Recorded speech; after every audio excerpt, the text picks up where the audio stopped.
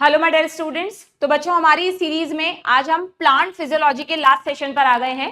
यानी हमें plant growth and development में पीजीआर जो आपके हैं प्लांट ग्रोथ रेगुलेटर, जिन्हें आप सिंपली प्लांट हार्मोन्स भी कहते हैं, उनके फंक्शंस को रिवाइज करना है और साथ साथ में जैसा हम करते आए हैं क्वेश्चंस भी हम यहाँ पर प्रैक्टिस करेंगे। ठीक है, तो अगर हम पीजीआर की बात करें बच्चों, प्लांट ग्रोथ रेगुलेटर्स की बात करें, तो प्लांट में 5 तरह के मेजर हार्मोन्स हैं। कौन कौन से?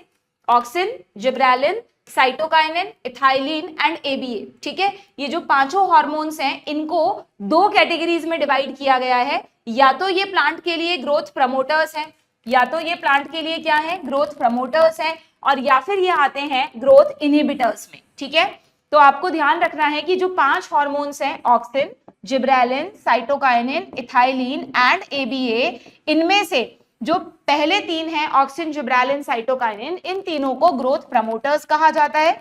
जबकि इथाइलिन और एबीए के जो रोल्स हैं, अभी हम आगे रिवाइज करेंगे, इनको ग्रोथ इनहिबिटर्स में रखा गया है। ग्रोथ इनहिबिटर्स का मतलब ये नहीं है कि ये प्लांट की ग्रोथ को मतलब इस तरह से रोक रहे हैं जो प्लांट के लिए अनडिजायर्ड है, बट ऑब्वियस नेचर ने कुछ भी नेचुरल चीज बनाई है तो वो सोच समझकर बनाई है। इनके भी रोल प्लांट में उतने ही इंपॉर्टेंट हैं जितने इन तीनों के हैं।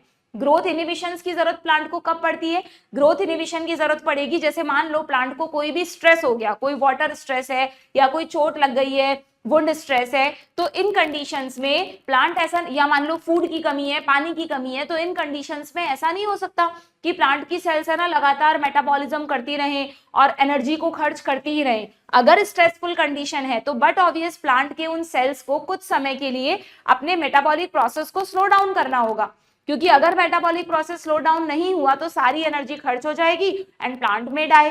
तो इसलिए नेचर ने ग्रोथ इनहिबिटर्स भी बनाए हैं कि जब भी प्लांट किसी स्ट्रेसफुल सिचुएशन में होता है, चाहे वो स्ट्रेस बायोटिक हो या एबायोटिक हो, बायोटिक मतलब कोई पैथोजेंस का अटैक हुआ हो, या एबायोटिक यानी कोई भी वाटर स्ट्रेस है, फूड डेफिशिएंसी है, anything. Food deficiency generally plants को नहीं होती क्योंकि वो अपना खाना खुद बनाते हैं, तो मेनली प्लांट्स के लिए स्ट्रेस का मतलब है वाटर स्ट्रेस। ठीक है, तो उस कंडीशन में उन सेल्स में ये इनहिबिटर्स बनने लगते हैं। इन इनहिबिटर्स के बनने की वजह से सेल्स का मेटाबॉलिक प्रोसेस थोड़ा स्लो डाउन हो जाता है और जो स्ट्रेसफुल कंडीशन है उससे डील करने के लिए प्लांट को टाइम मिल जाता है, या प्लांट की जो दूसरी सेल्स हैं वो उससे डील कर देते हैं। जैसे अगर वुंड हो गया है तो वुंड वाले एरिया में नई सेल्स बन जाएंगी। अगर वाटर स्ट्रेस है तो कुछ समय के लिए गार्ड सेल्स को कहो कि स्टोमेटा को बंद कर दें, जिससे कि क्या हो, अननेसेसरी वाटर लॉस ना हो। ठीक है, तो कई बार बच्चों के दिमाग में आता है कि मैम प्रमोटर्स तो समझ में आते हैं, इनहिबिटर्स क्यों बनाए हैं प्लांट में? तो इनहिबिटर्स के भी आप अगर एक्शन देखेंगे तो ऐसा नहीं है कि इनहिबिटर्स का मतलब वो प्लांट को नुकसान पहुंचा रहे हैं,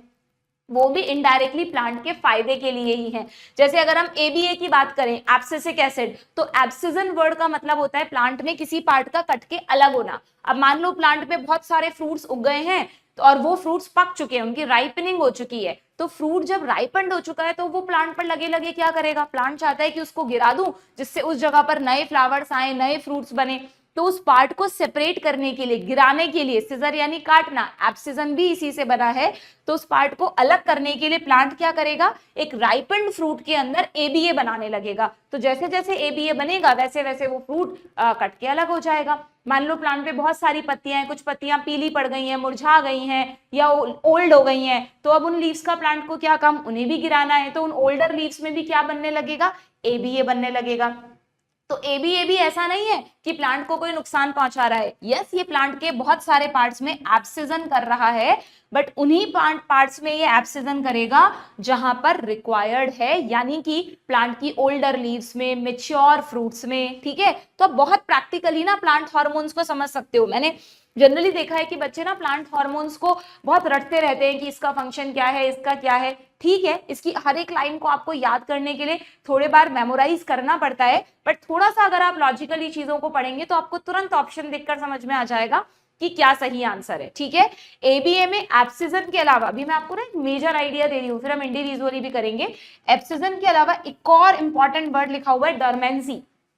डोरमेंसी, ये डोरमेंसी क्या है बच्चों? डोरमेंसी वर्ड का मतलब मैं आपको कई बार बता चुकी हूँ। डोरमेंसी मतलब प्लांट के किसी पार्ट का सो जाना, डोमिनेंसी नहीं है। डोमिनेंट आप पढ़ते हो जेनेटिक्स में, डोमिनेंट का मतलब किसी का प्रभावी होना, किसी का अपनी दादागिरी चलाना, जैसे 2 एलील करते हैं, है ना, वो होता है डोमिनेंट। ये है डॉर्मेंट। डॉर्मेंट वर्ड का मतलब होता है किसी का बिल्कुल एक इनइफेक्टिव स्टेज में चले जाना। डॉर्मेंसी वर्ड हम कब पढ़ते हैं?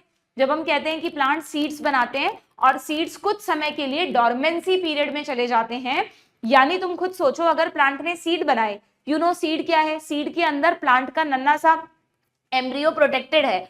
अगर वो सीड मिट्टी में गिरा और उसी वक्त जर्मिनेट कर गया और एम्ब्रियो से नया पौधा निकला और सपोज वो प्लांट के लिए फेवरेबल कंडीशंस नहीं है, तो वो पौधा तो मर जाएगा, तो प्लांट का तो वेस्ट हो गया ना सीड एग। तो इसलिए प्लांट्स में यूजुअली क्या मैकेनिज्म बनाया नेचर ने कि जैसे ही प्लांट सीड्स बनाते हैं और सीड्स में एम्ब्रियो मैच्योर हो जाता है, अगर फेवरेबल सीजन है इस समय चारों तरफ, क्योंकि आपको पता है हर प्लांट के जर्मिनेशन का अलग अलग टाइम होता है, कोई विंटर्स में जर्मिनेट करते हैं, कोई समर्स में, स्प्रिंग सीजन में, रेनी सीजन में।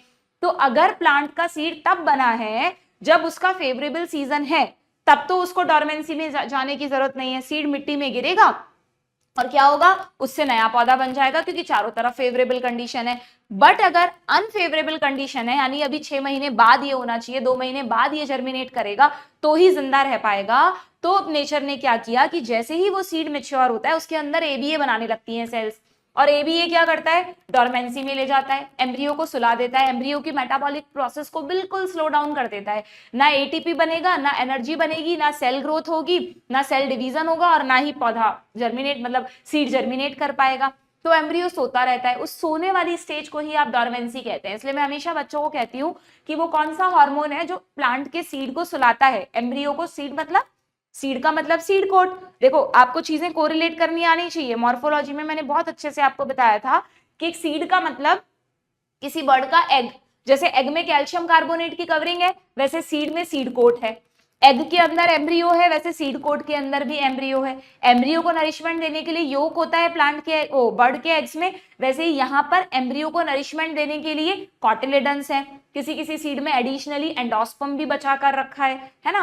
तो बहुत इजीली कोरिलेट कर सकते हो। तो ये जो एम्ब्रियो की सेल्स हैं उनमें एबीए बनने लगेगा।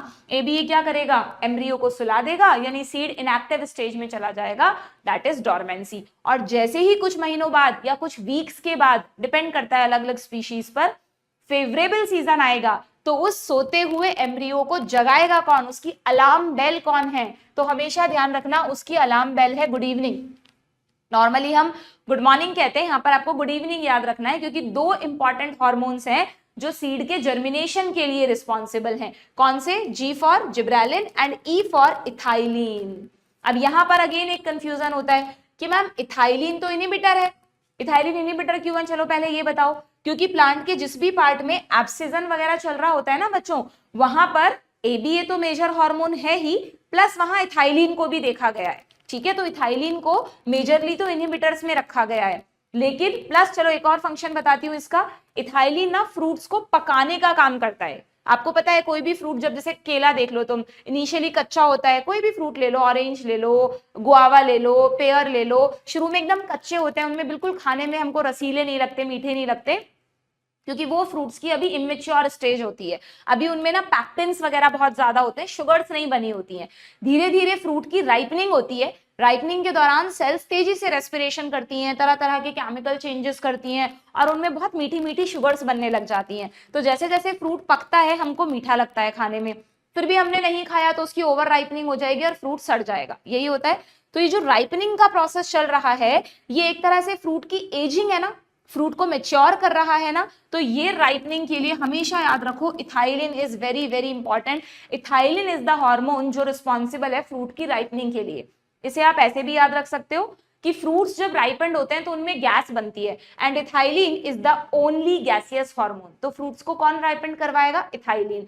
तो ये एक तरीके से एजिंग वाला फंक्शन कर रहा है ना, इसलिए इसको इनहिबिटर्स में रखा गया है। बट इथाइलिन की आपकी बुक में देखना, भी हम रिवाइज करेंगे, 8-10 फंक्शंस हैं, उनमें से कई जगह ये ग्रोथ प्रमोशन भी करता है। जैसे अभी अभी मैंने तुम्हें कहा गुड इवनिंग, यानी एम्ब्रियो को जगाता है, ये एम्ब्रियो की अलार्म बेल है। नॉट ओनली एम्ब्रियो, कई बार फ्लावर की जो बर्ड्स वगैरह होती है वो भी बच्चों डॉर्मेंसी में चली जाती है। अगर लगता है कि हमने अभी फ्लावरिंग कर दी और फ्लावर मुरझा जाएगा, अभी फेवरेबल नहीं है, तो बर्ड में भी एबीए बनेगा। अगर एबीए बना तो डॉर्मेंसी में चली जाएगी।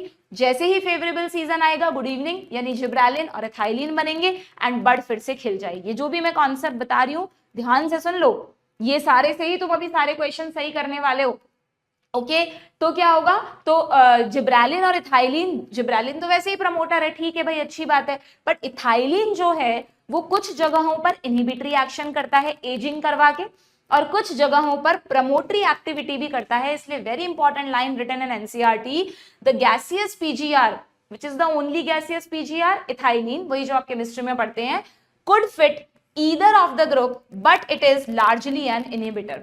ये दोनों ग्रुप्स में फिट हो सकता है, ये प्रमोटर भी है इनहिबिटर भी है, बट लार्जली मेजर एक्शंस जो हैं उसके बेसिस पर इसको इनहिबिटर्स में रखेंगे। As it is assertion reason question बन के आ सकता है नीट में, ठीक है, डन है क्या। तो ये मैंने आपको एक हल्का फुल्का आइडिया दे दिया कि हार्मोन्स किस तरह से फंक्शंस करते हैं, ठीक है। अगर हम इन तीनों को भी एक बार देखें तो जैसे ऑक्सिन है ना, वो आपको हर जगह ग्रोथ में ही मिलेगा, कि जैसे मान लो किसी पार्ट की लंबाई बढ़ानी है, बहुत सारे अलग अलग टाइप के फंक्शन है इसके, हम पढ़ेंगे, बहुत इंपॉर्टेंट हार्मोन है प्लांट का। जिब्रालिन जनरली ना आपको चीजों को इलोंगेट करवाने में मिलेगा, जहां पर बहुत ज्यादा लेंथ बढ़ानी है, जैसे शुगर केन का स्टेम है, बेम्बू का स्टेम है, आपकी बुक में लिख रहा है जैसे एप्पल या पियर होते हैं, आपने देखा है थोड़े इलोंगेटेड फ्रूट है, तो वहां पर जो फ्रूट का इलोंगेशन हो रहा है वो भी जिब्रालिन की वजह से हो रहा है। यानी जहां पर भी आपको इलोंगेशन मिलेगा, ज्यादा वाला इलोंगेशन, वहां पर जिब्रालिन रिस्पॉन्सिबल है। और साइटोकाइनिन तो नाम से ही पता चल रहा है, साइटोकाइनेसिस सेल बायोलॉजी में पढ़ते हैं हम, सेल डिवीजन, तो साइटोकाइनेसिस हर उस पार्ट में मिलेगा जहां बहुत विग्रस सेल डिवीजन चाहिए। जैसे कि मान लो जो प्लांट के ये होते हैं ना बर्ड्स वगैरह, फ्लावरिंग बर्ड्स हैं, जहां पे डिवाइड करके फटाफट फ्लावर बनाना है, या मान लो ओवरी को डिवाइड करके फ्रूट बनाना है, या जो भी मेरिस्टेमेटिक सेल्स हैं, ये सबसे इंपॉर्टेंट, इन सब जगहों पर आपको साइटोकाइनिन बहुत ज्यादा मिलेगा। यंग लीव्स हैं, उनसे मैच्योर लीव बनानी है, तो साइज जब बढ़ाना है, सेल्स का नंबर जब बढ़ाना है, वहां पर cytokinin is very very important. But ये जो मैंने आपको रोल्स बताए हैं पांचों के, ये बहुत लिमिटेड रोल्स बताए इनको याद रखने के लिए।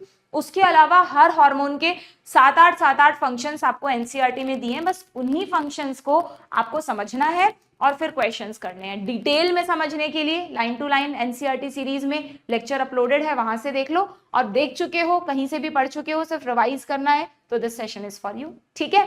चलिए तो देखते हैं जरा हमारा पहला क्वेश्चन क्या है। अब देखो आप कितनी इजीली क्वेश्चन कर सकते हो अगर आपने कॉन्सेप्ट को अच्छी तरह से समझा है तो।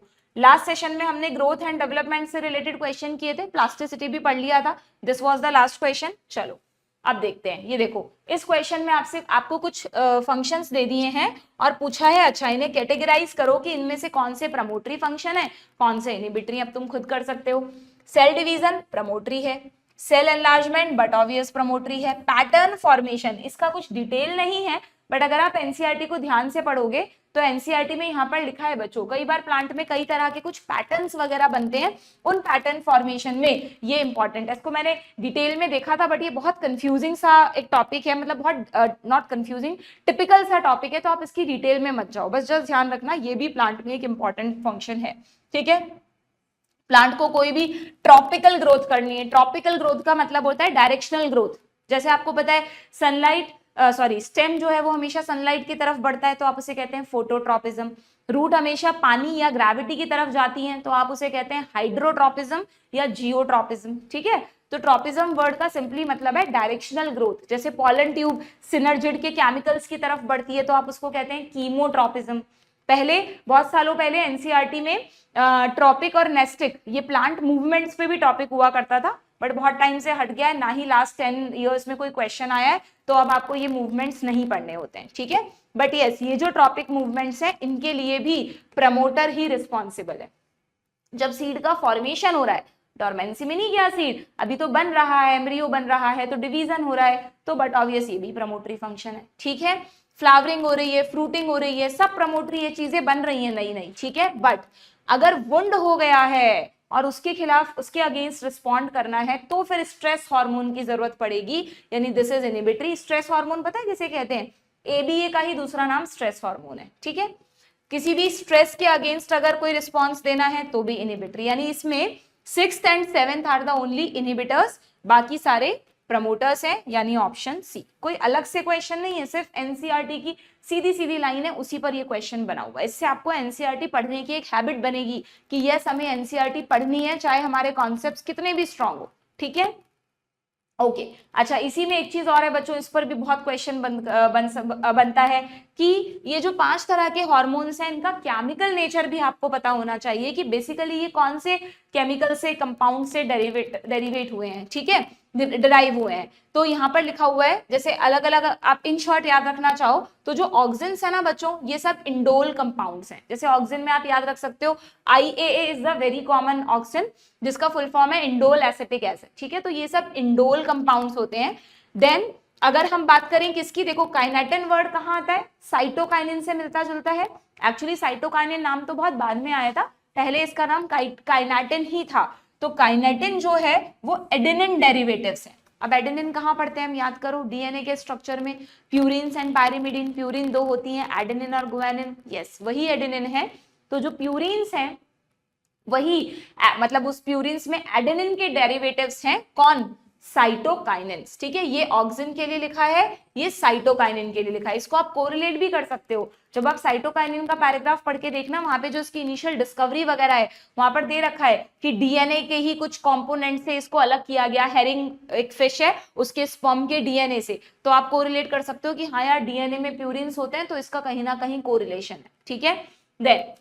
देन तीसरा कौन सा है, ये देखो एबीए जो है एब्सिसिक एसिड, ये थोड़ा सा आपको याद रखना पड़ेगा बच्चों, आप कंफ्यूज मत होना, ये केरोटिनॉइड्स के डेरिवेटिव्स हैं। केरोटिनॉइड वैसे तो हम पिगमेंट्स में पढ़ते हैं, जो क्रोमोप्लास्ट में होते हैं, येलो ऑरेंज पिगमेंट्स वगैरह, क्लोरो में भी होते हैं, उन केरोटिनॉइड के डेरिवेटिव्स है एबीए। तो आप थोड़ा सा ऐसे कुछ ट्रिक बना लो कि एबीए थोड़ा कलरफुल सा हार्मोन है, आई डोंट नो उसका कलर क्या होता है, but ABA is derivative of carotenoid, ठीक है। Then gibberellic acid terpenes derivatives है। टर्पीन्स, जिब्रालिन नाम भी बहुत अलग है, टर्पीन नाम भी बहुत अलग है, ये हमने कहीं नहीं पढ़ा टर्पीन्स, ठीक है। तो जिब्रालिन टर्पीन डेरिवेटिव्स है। एंड लास्टली क्या बचा, सबसे अच्छा इथाइलिन, इसको याद करने की जरूरत ही नहीं है क्योंकि इथाइलिन तो खुद ही एक बेसिक केमिकल है, तो इथाइलिन का ही बना है। यानी आपको 4 ही तो याद रखने हैं, ऑक्सिन हो गया इंडोल डेरिवेटिव, उसके बाद हमने कौन सा पढ़ा था, cytokinin, kinin DNA adenine derivatives हो गए। फिर हमने पढ़ा विच वन, ये वाला एबीए केरोटिनॉइड से बना है, एसी ऐसे भी याद रख लेना, एबीए एबीसी ऐसे याद रख सकते हो। एंड जो टर्पीन्स, जो जिब्रालिन्स हैं वो टर्पीन डेरिवेटिव्स हैं, ठीक है। यहाँ पर एक और बड़ा सा वर्ड लिखा है N6 फॉर फ्यूरिल अमीनो प्यूरिन, ठीक है। ये प्यूरिन के डेरिवेटिव है ना, तो प्यूरिन में इस तरह के कुछ ग्रुप जुड़ते हैं तब ये बनता है, ठीक है। बट ज्यादा डिटेल में नहीं जाना, बस हल्का फुल्का याद रखना अगर तुमसे कोई क्वेश्चन पूछे तो, ठीक है। देखते हैं इससे रिलेटेड कोई क्वेश्चन है क्या हमारे पास, केमिकल नेचर पर लिया है क्या, मैंने कोई क्वेश्चन लिया तो था एक क्वेश्चन, कहाँ गया इसके केमिकल नेचर का क्वेश्चन बच्चों। चलो अभी तो फिलहाल मुझे नहीं दिख रहा है, कोई बात नहीं है, ठीक है, तुम्हें मैंने समझा दिया है। चलो भाई आगे आते हैं, आगे आए, किस पर आए हम आगे,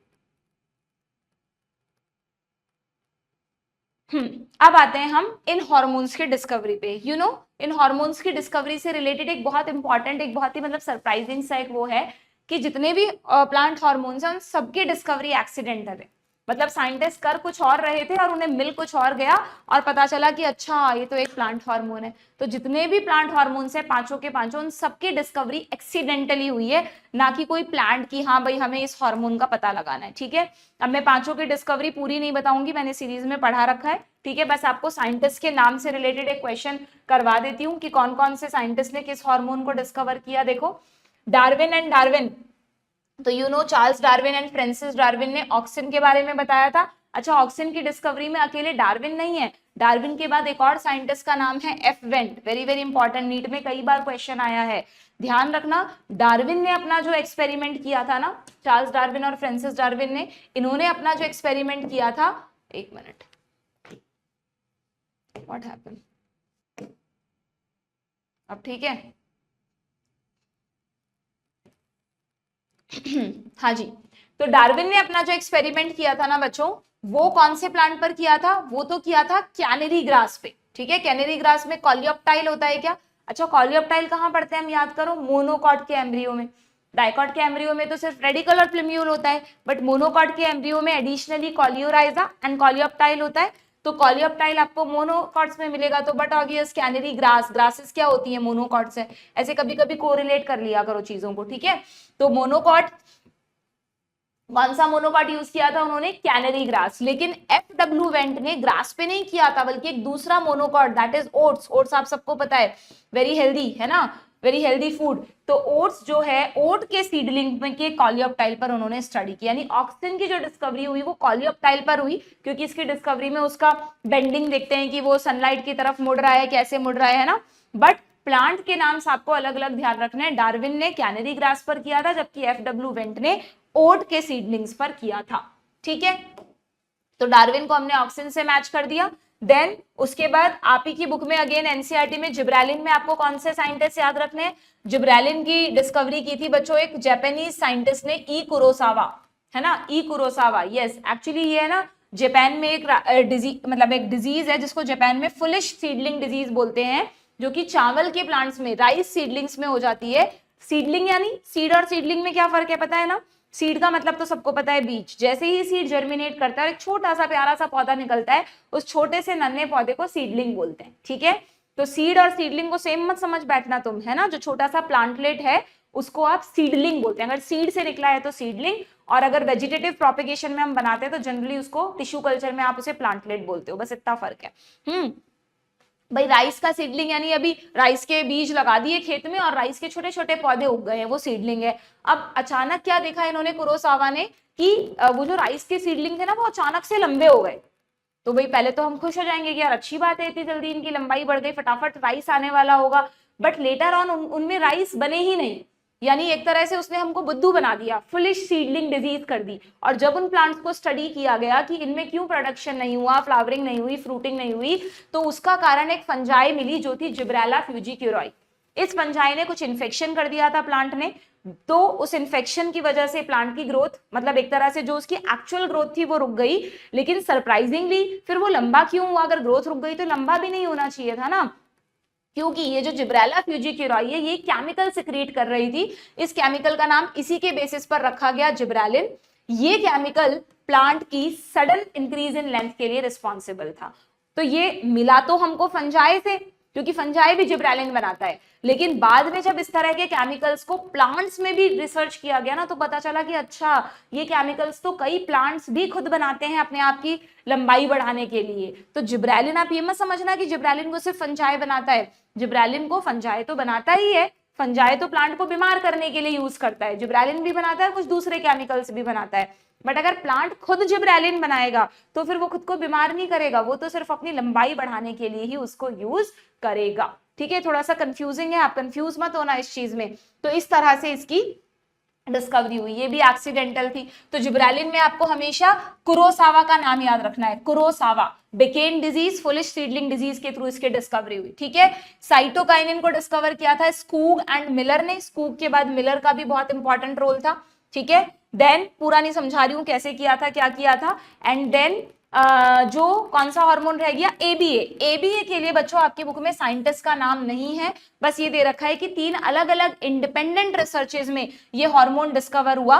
मतलब 3 जगह रिसर्च चल रही थी, तीनों ने एक ही केमिकल को डिस्कवर किया था, बट उन्होंने नाम अपने अपने अकॉर्डिंग रख दिया। जैसे एक रिसर्च में इसका नाम पड़ा इनहिबिटर बी, एक रिसर्च में इसका नाम पड़ा एप्सिजन सेकंड क्योंकि एप्सिजन कर रहा था, और एक रिसर्च में इसका नाम पड़ा डॉर्मिन क्योंकि ये डॉर्मेंसी कर रहा था। लेटर ऑन पता चला कि यार तीनों एक ही तो केमिकल हैं, तीनों कैरोटीनॉइड की डेरिवेटिव है, तो एक ही नाम दे दिया गया abscisic acid, which is also known as stress hormone, do remember. ठीक है, एंड वेरी इंपॉर्टेंट जो इथाइलिन है बच्चों, इसके भी साइंटिस्ट का नाम आपको ध्यान रखना है। जो ओनली गैसियस हार्मोन है, इसको कजन्स नाम के साइंटिस्ट ने डिस्कवर किया था, कजन साइंटिस्ट का नाम है।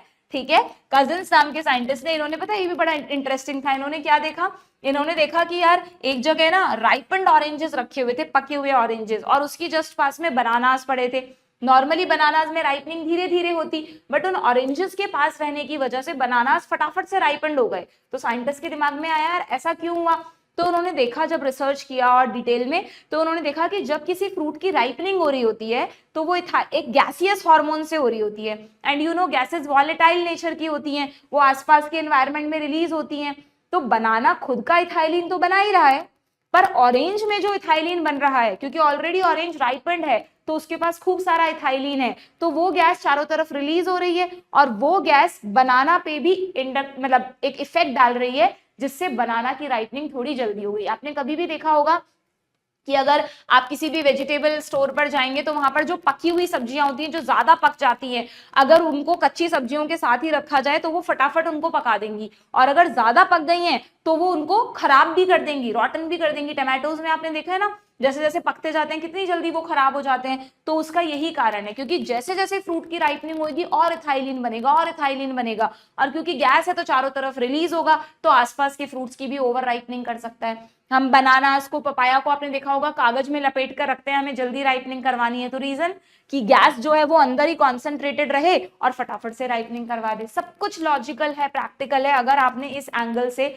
चीजों को पढ़ा है तो। ठीक है, तो अब आपको साइंटिस्ट के नाम रटने की जरूरत नहीं है। मिलर स्कूग यानी साइटोकाइनिन, कजिन्स गैसियस हार्मोन यानी कि इथाइलिन, और ऐसे भी याद रख सकते हो C for cousin, C for ethylene, C2H4। ठीक है, और कुरोसावा जापानीज साइंटिस्ट जिन्होंने जिब्रालिन को, कुरोसावा जापानीज जिब्रालिन। ठीक है, तो कैसे भी करके you just have to remember the things. तो ए को 4 से मैच कर लेते हैं हम और बी को 1 से। A4 B1 दो ऑप्शंस में दिख रहा है मुझे, C3 D5 ये रहा, तो फिर ऑप्शन ए आ जाए। ठीक है, डन। नेक्स्ट क्वेश्चन पर आ जाए, देखते हैं क्या है। Auxin help to prevent. ठीक है, अब इन्होंने 1 बाय 1 फंक्शंस पर आते हैं हम। सबसे पहले अगर हम ऑक्सिन के देखें बच्चों, सारे फंक्शंस एक्सप्लेन नहीं कर रही हूँ, सिर्फ ब्रीफली आपको बता रही हूँ, वहां पे लेक्चर में डिटेल में समझा चुकी हूँ। तो ऑक्सिन के मेजर फंक्शंस में आपको क्या क्या याद रखना है। ऑक्सिन में 2 तरह के क्वेश्चन बनते हैं, एक तो इसके केमिकल नेचर पे बनता है और दूसरा इसके फंक्शंस पे बनता है। इसके केमिकल नेचर में, क्योंकि ऑक्सिन एक बहुत कॉमन प्लांट हार्मोन है, तो लेबोरेटरी में भी हमने ऑक्सिन बनाया हुआ है, एंड ऑक्सिन बहुत कॉमनली यूज होता है कल्टीवेशन में। ऑक्सिन को इंजेक्शंस होते हैं, ऑक्सिन को का स्प्रे वगैरह कर देते हैं, उससे जल्दी ग्रोथ होती है प्लांट की। ठीक है, तो आपको नेचुरल ऑक्सिन और सिंथेटिक ऑक्सिन के एग्जांपल्स याद रखने हैं। देखो ये दे रखा, कौन से नेचुरल ऑक्सिन्स हैं, एक तो IAA और एक इंडोल ब्यूटायरिक एसिड यानी IBA। इंडोल एसिटिक एसिड जो शुरू में आया था उधर, और ब्यूटायरिक IAA और IBA, ये दोनों नेचुरल ऑक्सिन्स हैं बच्चों। दीज आर नेचुरल ऑक्सिन जो प्लांट खुद बनाता है, और जो लेबोरेटरी में हमने डेरिवेट किए हैं उनमें आता है NaA नैफ्थेलिन एसिटिक एसिड, एंड ये थोड़ा सा यूनिक नेम है 2,4-D 2,4-डाइक्लोरोफिनॉक्सी एसिटिक एसिड। ठीक है, यहाँ पे बस डी डाइक्लोरो का डी लिया है, इसकी पूरी फुल फॉर्म है डाइक्लोरोफिनॉक्सी एसिटिक एसिड। ठीक है, तो ये दोनों किस में आते हैं, सिंथेटिक ऑक्सिन्स में आते हैं, जिन्हें हमने लेबोरेटरी में बनाया है। उसमें भी अगर हम 2,4-D की बात करें तो इसके फंक्शन बहुत ही यूनिक है। 2,4-D क्या करता है, इसी में समझ लो, लास्ट में दे रखा है। 2,4-D को हमने एज अ VD साइड बनाया है। अब ये भी बड़ा कंफ्यूजिंग है कि यार 2,4-D जो कि एक सिंथेटिक ऑक्सिन है, जो कि एक ग्रोथ हार्मोन है, तो वो किसी को किल क्यों कर रहा है, हर्बिसाइड, या आप इसको VD साइड भी लिख लो। VD साइड का मतलब वीड्स, वीड्स यानी अनडिजायर्ड प्लांट, जो खरपतवार उग जाती है, और साइडल वर्ड का मतलब सबको पता है किलिंग एक्शन, तो ये कुछ हर्ब्स यानी कुछ वीड्स को किल कर रहा है। अब ये किल क्यों कर रहा है, एक्चुअली क्या होता है, 2,4-D को इस तरह से लेबोरेटरी में सिंथेसाइज किया गया है बच्चों कि ये मोनोकॉट्स पे तो कोई इफेक्ट नहीं डालता, जबकि डाइकॉट्स को ये किल कर सकता है। तो आपको पता है जनरली जो ज्वार, मक्का, बाजरा, गेहूं इनकी खेती होती है, सब मोनोकॉट्स है। इनकी खेती में बहुत कॉमनली छोटे छोटे वीड्स उग जाते हैं जो कि डाइकॉट्स होते हैं यूजुअली। तो अगर इस तरह की कंडीशन है जहां आपकी मेन क्रॉप मोनोकॉट है और जो वीड्स हैं वो डाइकॉट हैं, तो आप 2,4-D का स्प्रे कर दो, आपकी मेन क्रॉप को कुछ नहीं होगा, लेकिन जो वीड्स हैं वो सब मर जाएंगे। ठीक है, तो अब इसका उसके लिए बहुत डिटेल एक्शन है, ये प्लांट में क्या केमिकल्स बनाता है, ऐसा क्या चेंज करता है डाइकॉट में जिसकी वजह से वो मर गए, लेकिन मोनोकॉट पे उसका कोई इफेक्ट नहीं हुआ। उसमें हमें नहीं जाना, we just have to remember कि ये इसका एक यूनिक एक्शन है जो और किसी ऑक्सिन का नहीं होता। ठीक है, डन। इसके अलावा तो ये तो एक अलग बता दिया मैंने आपको। अब ऑक्सिन के क्या क्या फंक्शंस आपको ध्यान रखने हैं। देखो, ऑक्सिन का पहला function very very important, initiate routing. Routing मतलब जब हम टिश्यू कल्चर करते हैं, वहां पर बहुत बार ऑक्सिन का नाम आता है, आपको कोरिलेट करना है। तो टिश्यू कल्चर में मैंने आपको पहले वाले लेक्चर में भी बताया था कि टिश्यू कल्चर में हम एक कल्चर मीडियम में मेरिस्टेमेटिक सेल्स डाल देते हैं, वो डिवाइड करके कैलस बनाती हैं। अब उस कैलस से हमको रूट्स निकालनी है और स्टेम निकालना है, तो हमें उस कल्चर मीडियम में रूट्स निकालने के लिए, रूटिंग के लिए ऑक्सिन ऐड करना पड़ता है। ऑक्सिन से ही उसमें रूट बनेगी, यानी ये सीड में जो सीड से जो जर्मिनेशन होगा वहां रूटिंग नहीं कर रहा, ये स्टेम कटिंग्स में रूटिंग कर रहा है। स्टेम कटिंग्स यानी वेजिटेटिव प्रोपेगेशन, जब हम प्लांट से प्लांट उगा रहे हैं उस केस में ये रूटिंग में हेल्प करेगा, ठीक है, प्लांट प्रोपेगेट करने में। और जो आपको स्टेम बनवाना है ना, उसके लिए साइटोकाइनिन डालना पड़ेगा, यहीं पर याद रख लो, रूटिंग होगी ऑक्सिन से, स्टेम बनेगा, शूट बनेगा साइटोकाइनिन से। शूट फॉर्मेशन के लिए साइटोकाइनिन रिस्पॉन्सिबल है, क्योंकि वहां बहुत तेजी, मतलब बहुत सारा सेल डिवीजन करके जल्दी जल्दी ग्रोथ करवानी है। देखो वैसे तो ना ये बहुत कॉमन सा है कि ऐसा नहीं है कि ऑक्सिन है ना सेल डिवीजन नहीं कर सकता, सेल्स का साइज नहीं बढ़ा सकता, उन्हें इलोंगेट नहीं कर सकता, ऑक्सिन भी करेगा, जिब्रेलिन भी सेल को इलोंगेट करेगा, साइटोकाइनिन भी सेल डिवीजन करेगा। तो इसीलिए आप लोग कंफ्यूज हो जाते हो कि मैम सब तीनों जो प्रमोटर्स हैं वो एक जैसे ही तो फंक्शन कर रहे हैं, बिल्कुल कंफ्यूज हो सकते हैं। लेकिन अगर आप थोड़ा सा कॉन्सेप्चुअली एकदम दिमाग पर जोर डाल के समझोगे ना कि इनमें क्या क्या डिफरेंसेस हैं, कोरिलेट करोगे इनके फंक्शंस को, तो दिक्कत नहीं आएगी आपको, ठीक है। तो ऑक्सिन जो है वो क्या कर रहा है, रूट इनिशिएट रूटिंग, पहला फंक्शन। दूसरा बट ऑब्वियस प्रमोटर है तो फ्लावरिंग भी प्रमोट करता है, जैसे इन्होंने एक एग्जांपल दे दिया पाइनएप्पल, सेम यही फंक्शन इथाइलिन में भी लिखा हुआ है। आप यहीं पर भाई रिवीजन का मतलब यही, हम चीजों को कोरिलेट कर रहे हैं। आप देखो इथाइलिन में पन्ने पलटो, वहां पर लिखा हुआ है पाइनएप्पल एंड मैंगो में इथाइलिन जो है वो इसको फ्लावरिंग को प्रमोट करता है। तो आपको नीट में ध्यान रखना है, कुछ भी क्वेश्चन आ सकता है, ठीक है। Then third function very very important, ये वाला फंक्शन भी थोड़ा अलग है बच्चों, यू हैव टू रिमेंबर। इसमें आपको कंफ्यूजन होता है कि है ना, मान लो मैंने अभी आपको थोड़ी देर पहले एब्सिजन समझाया था। एब्सिजन मतलब जब कोई लीफ मेच्योर हो जाएगी, फ्रूट मेच्योर हो जाएगा तो उसको प्लांट से अलग करना है, ठीक है। अब ऑक्सिन में कहां से आ गया, एब्सिजन तो एबीए का फंक्शन है, फिर ऑक्सिन में क्या लिखा हुआ है कि इट प्रमोट द एब्सिजन। फिर आपको कंफ्यूजन होगा कि मैम इसको भी हम इनहिबिटर में डालें क्या, नहीं। एक्चुअली क्या होता है कि ऑक्सिन का क्या फंक्शन है, ये लाइन जो है ना बहुत कंफ्यूज करती है बच्चों को, ध्यान से सुनना। इसके लिए मैंने एक बुक में डिटेल में पढ़ा, तब जाके समझ में आया कि ऑक्सिन जो है ना बच्चों, जैसे मान लो अगर ये कोई भी प्लांट की ब्रांच है और इस ब्रांच पे सपोज ये फ्लावर या फ्रूट कुछ भी बन गया, ठीक है। अब जब तक ये यंग स्टेज में है, जब तक ये यंग स्टेज में है तब तक तो प्लांट ये चाहता है ना कि ये टूटकर अलग ना हो। तो इसके लिए यहां पर कभी भी एक एब्सिजन जोन नहीं बनना चाहिए।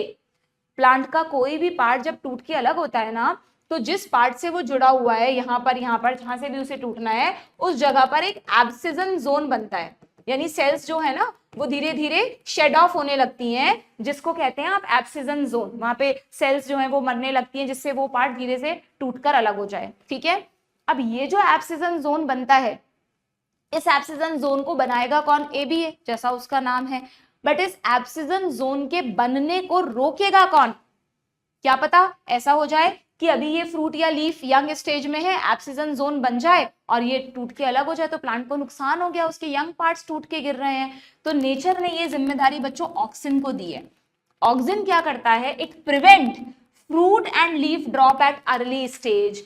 ऑक्सिन क्या करता है, auxin prevent formation of abscission zone in young parts of plant. जब तक प्लांट का कोई पार्ट यंग है तब तक उस जगह पर ऑक्सिन की हाई कॉन्सेंट्रेशन रहती है।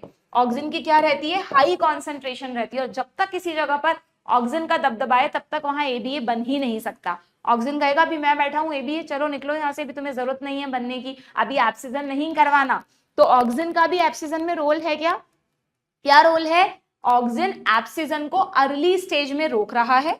जैसे जैसे ये फ्रूट और फ्लावर मैच्योर होने लगते हैं तो ऑक्सिन का काम खत्म। अब ऑक्सिन की कॉन्सेंट्रेशन तो हो जाती है कम, और ऑक्सिन की कॉन्सेंट्रेशन कम होते ही एबीए को मौका मिल जाता है, एबीए तेजी से बनने लगता है। तो एबीए के बनने की वजह से फिर यहां पर एब्सिजन जोन क्रिएट हो जाता है और फिर ये मैच्योर फ्रूट गिर जाता है। तो बताओ क्या ऑक्सिन ने मैच्योर फ्रूट के गिरने में कोई भूमिका निभाई, बिल्कुल। ऑक्सिन की लो कॉन्सेंट्रेशन से ही ये सारा मैकेनिज्म शुरू हुआ। जैसे ही प्लांट का कोई पार्ट ओल्ड होगा, इस ओल्ड पार्ट में ऑक्सिन की कॉन्सेंट्रेशन घटने लगेगी। ऑक्सिन की कॉन्सेंट्रेशन घटना ही एक सिग्नल है एबीए के बढ़ने का। जब ये एबीए बढ़ेगा तब एब्सिजन जोन बनेगा, और जब एब्सिजन जोन बनेगा तब जाके एब्सिजन होगा। समझ में आ गई बात आप लोगों को। तो यस, ऑक्सिन दोनों फंक्शन कर रहा है। ऑक्सिन यंग पार्ट्स में अपनी कॉन्सेंट्रेशन हाई रखकर एब्सिजन को रोकता है, ओल्ड पार्ट्स में अपनी कॉन्सेंट्रेशन घटा के एबीए को मौका देता है बनने का, जिससे एब्सिजन को बढ़ावा देता है। लिखा है ना, it promote the abscission of older mature leaves and fruits, है ना। अब इतना कॉन्सेप्चुअली जब हम चीजों को समझ लेते हैं फिर कंफ्यूजन होता ही नहीं, वरना यूजुअली हमें लगता है यार एक तरफ कह रहे हैं ऑक्सीजन रोकता है एब्सिजन को, एक तरफ कह रहे हैं प्रमोट करता है, तो how is it possible? Now you know very well. ठीक है, चलिए डन। तो तीसरा फंक्शन क्या हो गया ऑक्सीजन का? This one is third function, कि इसका एब्सिजन में किस तरह से डुअल रोल है। ओके, एंड फोर्थ जिसपे सबसे ज्यादा क्वेश्चन आता है बच्चों, अपाइकल डोमिनेंस। अपाइकल डोमिनेंस का मतलब कि अगर ये प्लांट है, ये प्लांट की ब्रांचेस हैं, तो आपको पता है कि ब्रांचेस में यहाँ पर ये एक्सिलरी बड्स होती हैं, एक्सेस में जो होती हैं एक्सिलरी बड्स होती हैं, और टिप्स पर जो होती हैं वो अपाइकल बड्स होती हैं। टिप्स पर अपाइकल बड्स और यहाँ पर ये एक्सिलरी बड्स होती हैं। ठीक है, तो हमेशा ध्यान रखना अपाइकल बड्स में तो बच्चों ऑक्सीजन की कॉन्सेंट्रेशन हाई रहती है, जबकि एक्सिलरी बड्स में साइटोकाइनिन की कॉन्सेंट्रेशन हाई रहती है। किसकी? साइटोकाइनिन की। एक्सिलरी को लैटरल बड्स भी कह सकते हैं, लैटरल बड्स भी कह सकते हैं। ठीक है, लिख रहा है growth of lateral buds. Okay, तो अगर हम अपाइकल और एक्सिलरी को कंपेयर करें, ये तुमने देख लिया, मैं नेक्स्ट पेज पर जाती हूँ क्योंकि ये वाला फंक्शन डायग्राम है ना, आगे उसी में समझ लेते हैं हम। तो अगर हम इस डायग्राम को देखें, ये ना आपकी बुक में डायग्राम, तो देखो ये आपको जो दिख रही है बीच बीच में छोटी छोटी, these are the lateral buds, जिन्हें मैंने क्या कहा, एक्सिलरी बड्स भी कह सकते हैं क्योंकि ये एक्सिल ऑफ लीफ में प्रेजेंट है। और ये जो आपको टिप पर दिख रही है, दिस इज अपाइकल बड, इसमें एक ही अपाइकल बड दिखाई है भाई। ठीक है, कोई बात नहीं, ये छोटी सी लैटरल बड है, यहाँ पे छोटी सी दिख रही है एक और बिल्कुल छोटी सी, वो लैटरल बड है, वो अपाइकल बड नहीं है। तो हमेशा ध्यान रखो अपाइकल बड का मॉनिटर कौन है? ऑक्सीजन, और लैटरल बड का मॉनिटर कौन है? साइटोकाइनिन। ठीक है, अब दो मॉनिटर है एक ही क्लास में, तो प्लांट ने इसको फर्स्ट मॉनिटर बनाया हुआ है, इसको सेकंड मॉनिटर बनाया हुआ है। जब तक फर्स्ट मॉनिटर छुट्टी नहीं मारेगा या क्लास में रहेगा तब तक फर्स्ट मॉनिटर की चलेगी, और अगर किसी दिन वो नहीं आया, उसको गेम्स में जाना है, कहीं और जाना है, तो सेकंड मॉनिटर की जिम्मेदारी है ना। ऐसे ही याद कराती हूँ मैं तो होता क्या है कि हमेशा ध्यान रखो, अगर प्लांट में दोनों तरह की बर्ड्स हैं, तो जब तक अपाइकल बर्ड्स प्रेजेंट है और उनमें ऑक्सीजन प्रेजेंट है, तब तक ज्यादा ग्रोथ किसकी होगी? जो फर्स्ट मॉनिटर है यानी ऑक्सीजन की। तो ऑक्सीजन की प्रेजेंस की वजह से अपाइकल बर्ड्स हमेशा अपनी दादागिरी चलाती हैं और प्लांट की लेंथ इंक्रीज होती है। आपने देखा होगा कभी भी एक पौधा जब उगना शुरू करता है तो पहले लंबाई में बढ़ता है, फिर धीरे धीरे उसकी ब्रांचिंग निकलने लगती है और लैटरल ग्रोथ भी होती है। यहाँ पे लैटरल को सेकेंडरी ग्रोथ मत समझ लेना तुम, हम सेकेंडरी ग्रोथ की बात नहीं कर रहे, हम प्राइमरी ग्रोथ में ही प्लांट की लंबाई बढ़ने की बात कर रहे हैं और उसमें नई नई ब्रांच आने की बात कर रहे हैं कि प्लांट घना कैसे बने, हेज कैसे बने प्लांट का। ठीक है, this is not secondary growth. कोई बच्चा ये लैटरल को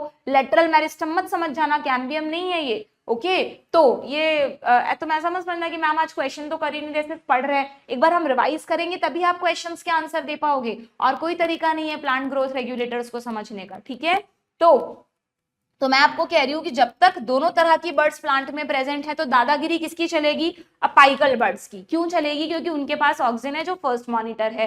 तो इस कंडीशन को आप कहते हो अपाइकल डोमिनेंस, डोर्मेंसी नहीं है, डोमिनेंस। ठीक है, अब अगर कोई फार्मर या कोई गार्डनर चाहता है कि यार मेरा प्लांट ना लंबाई में ज्यादा ना बढ़े, मुझको तो बहुत सुंदर सा घना सा हेज की फॉर्म में प्लांट चाहिए जिससे मैं उसकी प्यारी प्यारी कटिंग्स कर सकूं, कई जगह गार्डन्स में आपने देखा होगा, तो उस केस में फर्स्ट मॉनिटर को गायब करना पड़ेगा।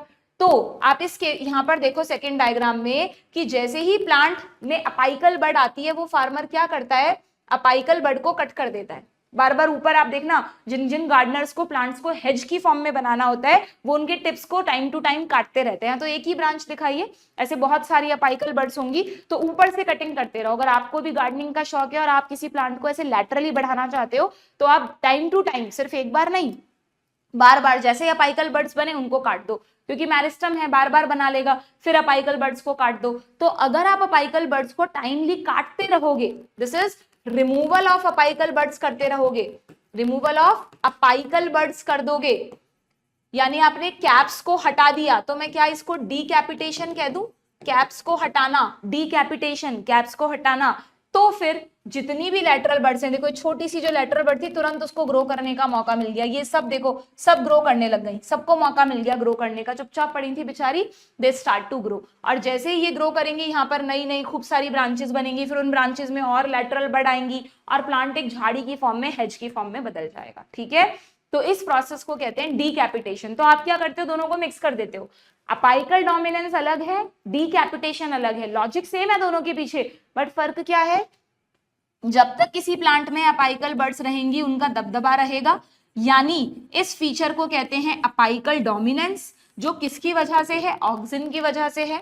अगर आप इस अपाइकल डोमिनेंस को खत्म करना चाहते हो, यानी आप प्लांट का क्या करोगे, डीकैपिटेशन। डीकैपिटेशन करते ही ऑक्सिन का रोल हो गया खत्म, किसका रोल शुरू हो गया, साइटोकाइनिन का रोल शुरू हो गया, जो प्लांट के लेटरल शूट की ग्रोथ को बढ़ाएगा। साइटोकाइनिन में चेक करो, एक फंक्शन लिखा हुआ है lateral shoot, lateral growth of shoot. Lateral growth का मतलब ब्रांचिंग करवाना, क्योंकि लेटरल बर्ड्स में कौन बैठा है, साइटोकाइनिन अपनी बारी का इंतजार कर रहा है। ठीक है, समझ में आ गया। दोनों के अलग अलग क्वेश्चन बनते हैं तो मिक्स मत करना। तो फोर्थ फंक्शन हो गया ऑक्सिन का अपाइकल डोमिनेंस। और ये डीकैपिटेशन की जरूरत कब पड़ती है, आपकी बुक में यहाँ लिखा हुआ है पीछे वाले पेज पे की जनरली जो टी प्लांटेशन होता है, चाय के बागान होते हैं आसाम वगैरह में, बहुत सारी जगह होते हैं, वहां पर टाइमली टिप्स को रिमूव करते हैं, क्योंकि जितनी ज्यादा ब्रांचिंग होंगी उतनी लीव्स आएंगी, उतना ही टी तो लीव्स से ही बनती है। ठीक है, हेज मेकिंग के लिए, प्लांट्स को कटिंग करने के लिए सब ये वाला प्रोसेस यूज होता है। फिफ्थ फंक्शन मैंने तुम्हें अभी बता ही दिया था 2,4-D का एज अ वीडीसाइड। अच्छा, एक फंक्शन और है, sorry, parthenocarpy, very very important. Parthenocarpy कई बार पढ़ा चुकी हूं मैं तुम्हें। पार्थेनो विदाउट मैरिज, कार्पी यानी फ्रूट, अगर बिना मैरिज, बिना फर्टिलाइजेशन के फ्रूट बन जाए तो वो फ्रूट सीडलेस होगा, जैसे कि बनाना में तो होता ही है। कई सारे ऐसी प्लांट स्पीशीज, वेराइटीज बनाई गई हैं, जैसे टमाटोज कभी सीडलेस हो सकते हैं क्या, यूजुअली तो नहीं होते, हमने तो नहीं देखे। बट जैसे स्टोन वगैरह के पेशेंट्स होते हैं ना बच्चों, उनको डॉक्टर बोलते हैं कि आपको सीड्स की चीजें ज्यादा नहीं खानी, क्योंकि सीड्स में कैल्शियम होगा, मतलब हार्ड चीजें होंगी, कैल्शियम भी होगा बट ऑब्वियस, और वो स्टोन ज्यादा बनाएगा। तो फिर साइंस ने सोचा कि एक काम करते हैं रिसर्चर्स ने, कि हम जो कॉमनली यूज्ड वेजिटेबल्स है ना, जिनमें सीड्स अवॉइड नहीं कर सकते, सॉरी जिन वेजिटेबल्स को अवॉइड नहीं कर सकते, उन्हीं को सीडलेस बना दें। तो सीडलेस टमाटोज बना दिए। टमाटो की ओवरी में ऑक्सिन के इंजेक्शन दिए, बिना फर्टिलाइजेशन के ही टमाटो का फ्रूट बन गया, और एक भी सीड नहीं मिलेगा उसके अंदर, है ना। सोचो, वाटरमेलन भी मैंने पढ़ा था एक जगह कि ऐसे वाटरमेलन भी बनाए गए, कितना मजा आए खाने में, एक भी बीज नहीं हो, आम की तरह खा लो तुम उस वाटरमेलन को। ठीक है, तो ऐसे कई सारे, मतलब नेचुरली नहीं है टमाटो में पार्थेनोकार्पी, नेचुरली तो पार्थेनोकार्पी बनाना में है, ग्रेप्स में होती है, इंड्यूस की गई है पार्थेनोकार्पी, क्योंकि वहां पर भी पार्थेनोकार्पी के लिए कौन रिस्पॉन्सिबल था, बनाना में, ग्रेप्स में ऑक्सिन। तो ऑक्सिन को लेबोरेटरी में बनाकर जिस भी प्लांट से हमको सीडलेस फ्रूट चाहिए उसमें इंजेक्शन दे दिए इसके। ठीक है, कुछ भी कर सकता है, मतलब इंसान का दिमाग, उसको पता चलना चाहिए कि ये चीज कैसे होती है और उसको एग्जीक्यूट करना आना चाहिए, तो फिर वो उस चीज को कर देगा। ठीक है, क्लियर। तो एक ये फंक्शन हो गया, सिक्स्थ हो गया it use as a herbicide, और एक लास्ट में फंक्शन है जिसको कई बार बच्चे पढ़ने से छोड़ देते हैं, जाइलम डिफरेंशिएशन। ये बड़ा यूनिक सा फंक्शन है, जब जाइलम बन रहा होता है, डिफरेंशिएशन प्लांट ग्रोथ में शुरू में ही पढ़ा है हमने कल वाले सेशन में, तब भी ये एक इंपॉर्टेंट रोल प्ले करता है। Also help in cell division. वैसे सेल डिवीजन मेन फंक्शन किसका है, साइटोकाइनिन का, बट ऑक्सिन भी क्योंकि ग्रोथ करवा रहा है सेल्स की, स्टेम रूटिंग वगैरह कर रहा है, तो हर जगह देखो इसका भी रोल है, तो ये भी सेल डिवीजन करेगा। ठीक है, इसको आप 8th मान लो, चाहे इसके साथ याद कर लो। तो एकदम टिप्स पे आपको ऑक्सिन के ये फंक्शंस ध्यान रखने हैं। अब आप क्वेश्चंस के आंसर दे दो मुझे। एक क्वेश्चन हमारा पहले रह गया था, देखो ये रहा, FW went isolated auxin from the tips of coleoptile of wheat seedling। wheat आ गया, गलत है, कौन सा था, oat seedling था। Ethylene delay the senescence, delay करेगा क्या ये सेनेसेंस को, नहीं बच्चों, ये इनहिबिटरी हार्मोन है, इसका भी प्लांट के पार्ट्स को एजिंग करवाने में रोल है। प्लांट को, जैसे फ्रूट को मैच्योर कर रहा है तो फ्रूट की एजिंग हो रही है ना, आप कंफ्यूज मत होना, इसमें कहीं पर भी अगर ये वर्ड आता है इस चैप्टर में एजिंग एंड सेनेसेंस, तो उसका मतलब है, एजिंग एंड सेनेसेंस का मतलब है कि वो पार्ट मेच्योर हो चुका है, अब मेच्योर से और ज्यादा मेच्योर हो रहा है, ओवर मेच्योरिंग की तरफ जा रहा है एक तरह से। ठीक है, तो जो इनहिबिटर्स हैं वो ये करवाते हैं, ये जरूरी है प्लांट के लिए, जिससे उसके अननेसेसरी पार्ट्स हटे और यंग पार्ट्स को आने की जगह मिले। ठीक है, तो यहां पर दोनों ही रॉन्ग है, both are false, option D. Then next question क्या है, auxin help to prevent fruit and leaf drop at early stage. क्या अर्ली स्टेज पर ऑक्सिन लीफ ड्रॉप को रोकता है, बिल्कुल रोकता है। नाउ यू नो कैसे रोकता है, अपनी हाई कॉन्सेंट्रेशन बनाए रखता है, जिससे वहां एब्सिजन जोन ना बने और अर्ली लीफ ड्रॉप या फ्रूट ड्रॉप ना हो। ठीक है। Auxin also promote the abscission of older mature leaves and fruits. Yes, कैसे प्रमोट करता है? अपनी कॉन्सेंट्रेशन को कम करके। जब तक वो अपनी कॉन्सेंट्रेशन को कम नहीं करेगा तब तक ABA नहीं बनेगा, एब्सिजन नहीं होगा। तो दोनों सही है, ठीक है। बट अगेन ये दोनों एक दूसरे का एक्सप्लेनेशन नहीं है बच्चों। एक्सप्लेनेशन वो है जो मैंने तुम्हें बताया, जो NCERT में लिखा ही नहीं। तो ऑप्शन बी, ठीक है। अब देखो, अब तुम्हें कॉन्सेप्ट पता है तो कितना इजीली कर लिया ना, वरना तुम कंफ्यूज हो जाते यार, क्या एक स्टेटमेंट में लिखा है एब्सिजन करवाएगा, एक में लिखा है नहीं करवाएगा। ड्रॉप का मतलब भी तो एब्सिजन ही है। तो अब तुम्हें कॉन्सेप्ट पता है तो दिक्कत आएगी ही नहीं तुम्हें, ठीक है। Next, apical dominance in plants is caused by. Apical dominance के लिए कौन रिस्पॉन्सिबल है? साइटोकाइनिन या auxin? Auxin. High concentration of auxin, बिल्कुल ठीक है। लैटरल बड्स क्या? नहीं। हाई कॉन्सेंट्रेशन ऑफ जिब्रेलिन, नहीं। High concentration of auxin in apical bird, बिल्कुल ठीक है। और एब्सेंस ऑफ ऑक्सिन गलत है, यानी ऑप्शन सी, ठीक है। अच्छा, ये वर्ड क्या आ गया? प्रूनिंग। प्रूनिंग लिख लो यहीं पर, डीकैपिटेशन का ही दूसरा नाम है। डीकैपिटेशन, टिप्स को टाइमली रिमूव करने को प्रूनिंग कहते हैं बच्चों, यहां लिख लेना। Decapitation is also called pruning, very very important word, ठीक है। तो वैसे जनरली NCERT में जो वर्ड्स नहीं होते वो नीट में नहीं आते, बट ठीक है, थोड़ी बहुत एक्स्ट्रा नॉलेज में कोई बुराई नहीं है, ठीक है। How does pruning help in making the hedge? Hedge को डेंस बनाने में, झाड़ियों को, प्लांट्स को डेंस करने के लिए हेज मेकिंग में प्रूनिंग कैसे इंपॉर्टेंट है? क्योंकि प्रूनिंग की वजह से अपाइकल बर्ड्स हट जाएंगी, ऑक्सिन का रोल खत्म हो जाएगा और साइटोकाइनिन का शुरू हो जाएगा। अब हम ऑप्शन देखते हैं। It free axillary birds from apical dominance, yes बिल्कुल सही लग रहा है। The apical shoot grows faster, नहीं, अपाइकल को अब ग्रो नहीं करना है। It increase concentration of auxin in lateral birds, क्या देखो गड़बड़ हो सकता था, तुम्हें लगेगा हाँ यार वहां से ऑक्सिन हट गया तो लैटरल बर्ड्स में उसकी ग्रोथ हो जाएगी, पर लैटरल बर्ड्स में ऑक्सिन नहीं बैठा, लैटरल बर्ड्स में तो साइटोकाइनिन है, तो ये भी गलत। It induce differentiation of new shoot, नहीं, इसका कोई यहाँ पे रोल नहीं है, तो सीधा सीधा ऑप्शन ए, ठीक है। Next, gibberellin. Foolish seedling or became disease of rice led to the discovery of gibberellin. Yes, gibberellin और जिब्रेलिक एसिड एक ही बात है। जितने भी हार्मोन्स हम पढ़ते हैं ना बच्चों, देखो जो ये था ऑक्सिन, ऑक्सिन का नाम क्या है? Indole acetic acid, generally last में एसिटिक एसिड आ रहा है, तो ऑक्सिन एसिडिक हार्मोन है। जिब्रेलिन एसिडिक हार्मोन है, उसका नाम ही जिब्रेलिक एसिड है। ABA भी एब्सिसिक एसिड है, ABA हार्मोन है।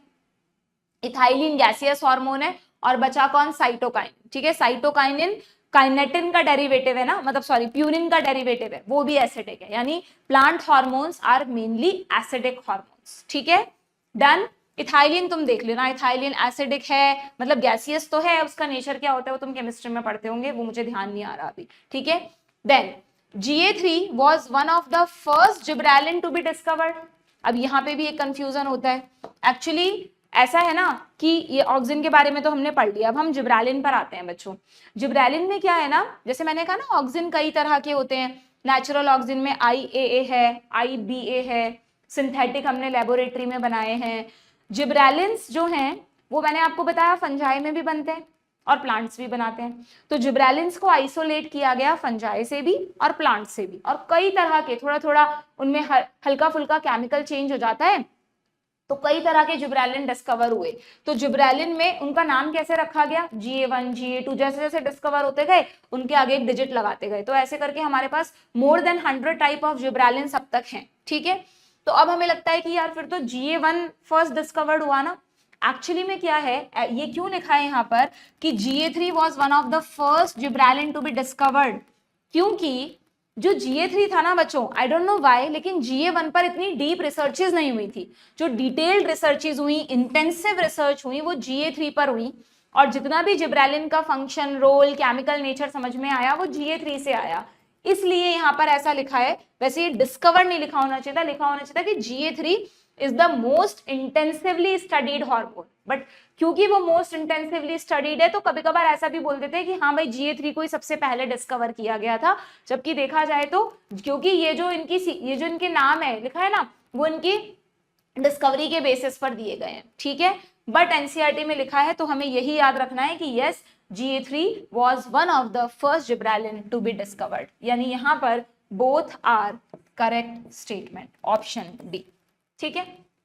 Which of the following is not an effect of gibberellin? अब उसके लिए हमें gibberellin के functions पता होने चाहिए, तो चलो फटाफट रिवाइज करते हैं. gibberellin के क्या क्या functions हैं भाई, देखें तुम्हारी बुक में क्या क्या फंक्शंस दिए हैं जिब्रालिन के. सबसे अगेन डिटेल में पढ़ाया हुआ है, यहाँ पर रिवाइज कर रहे हैं हम सिर्फ चीजों को. सबसे इंपॉर्टेंट आपको हमेशा ध्यान रखना है, जिब्रालिन लेंथ को बढ़ाएगा. जैसे जिराफ की गर्दन लंबी होती है वैसे जिब्रालिन चीजों को लंबा कर देता है. ठीक है, तो जिब्रालिन देखो उसके ज्यादातर फंक्शन तुम पढ़ना सब इंक्रीज इन लेंथ पर बेस्ड है. Its ability to cause an increase in length of axis की वजह से जनरली क्या करते हैं, जैसे आपको पता है अंगूर गुच्छों में उगते हैं, ग्रेप के स्टॉक्स होते हैं. ठीक है, जितना ज्यादा इनके जो मतलब जो इनके फ्लावर्स हैं, फ्लावर से ही फ्रूट बनता है ना, इनफ्लोरेसेंस से फ्लावर है, अगर वो बहुत पास पास रहेंगे बच्चों तो प्रॉपर ग्रेप्स नहीं बन पाएंगे.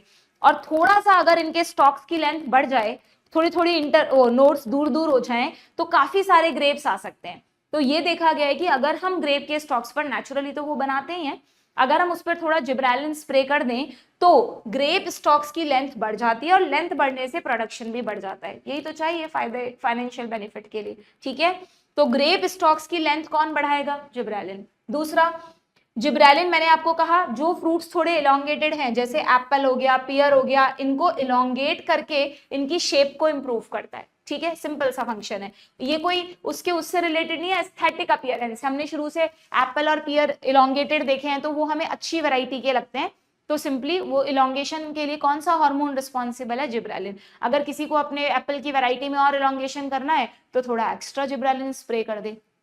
अदरवाइज नेचुरली तो जिब्रालिन एप्पल या पियर या जो भी इलोंगेटेड फ्रूट्स हैं उनके इलोंगेशन के लिए रिस्पॉन्सिबल है. ठीक है, तीसरा very important, it delay senescence. क्यों भाई, क्योंकि जिब्रालिन प्रमोटरी हार्मोन है ना, तो बट ऑब्वियसली सेनेसेंस को रोकेगा. जैसे ऑक्सिन एब्सिसन को रोक रहा था, तो ये भी प्लांट्स की एजिंग नहीं होने देगा. जब तक किसी पार्ट में जिब्रालिन बना हुआ है तो जिब्रालिन क्या करेगा, वहां पर सेनेसेंस हार्मोन्स यानी थाइलिन को, एबीए को नहीं बनने देगा. ठीक है, देन हाँ, इस फंक्शन की वजह से इसकी एक बहुत इंपॉर्टेंट एप्लीकेशन है बच्चों, कि मान लो कुछ ऐसे फ्रूट्स हैं जो पकने के बाद, जब सेनेसेंस यानी पकना, एजिंग यानी पकना, जैसे वो फ्रूट पक जाते हैं, अगर हमने उनको उतार के रखा तो वो बहुत जल्दी सड़ जाते हैं. फॉर एग्जाम्पल टमाटोज, और भी बहुत सारे फ्रूट्स हैं, बनाना है, जो सब्जियां जल्दी सड़ती हैं, जल्दी खराब होती हैं.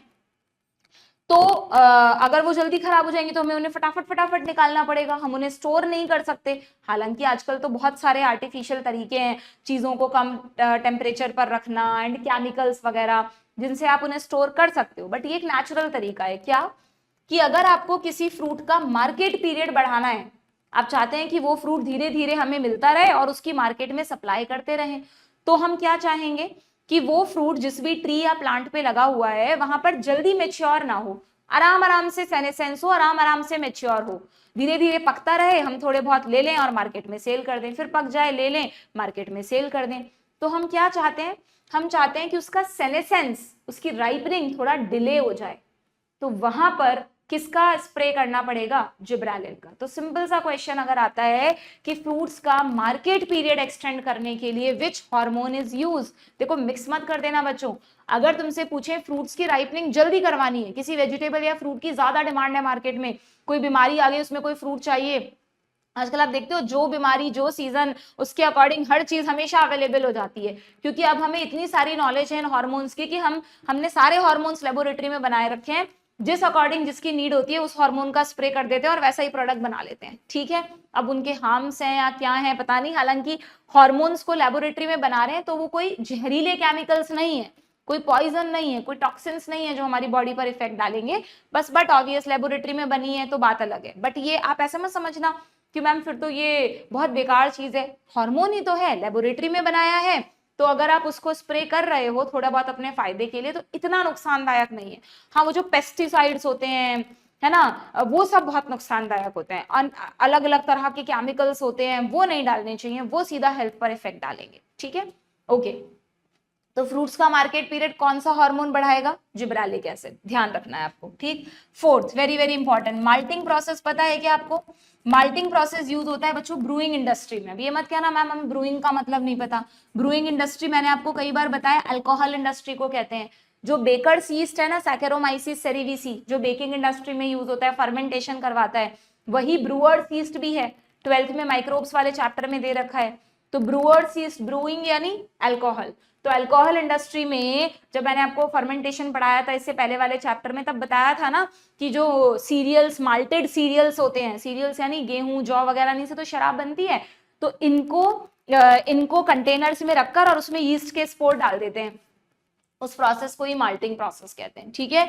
तो उस प्रोसेस में भी जिब्रेलिन का एक इनडायरेक्ट रोल है। ये एक ऐसा फंक्शन है जो प्लांट से रिलेटेड नहीं है, जो अल्कोहल इंडस्ट्री से रिलेटेड है। क्यों? क्योंकि ईस्ट भी तो फंजाई है, और अगर फंजाई है तो जिब्रेलिन बनाएगा, तो वो भी बना रहा है। आप थोड़ा एडिशनल जिब्रेलिन डाल दो तो फटाफट माल्टिंग होगी, माल्टिंग प्रोसेस यानी अल्कोहल बनने की स्पीड बढ़ जाएगी।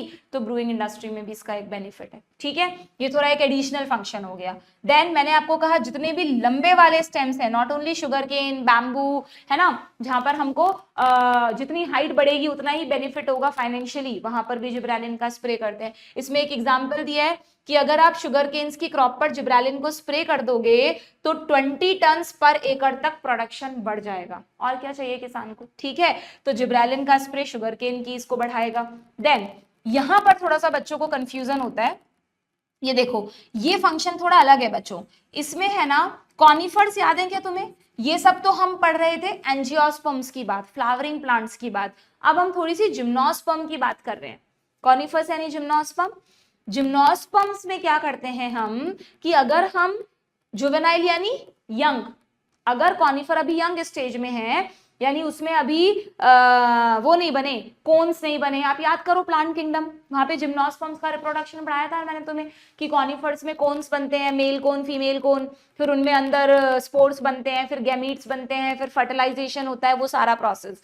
तो जब वो सारा प्रोसेस होगा तब जाके सीड मिलेंगे ना आपको। जिम्नोस्पर्म सीड बनाते हैं या भूल गए?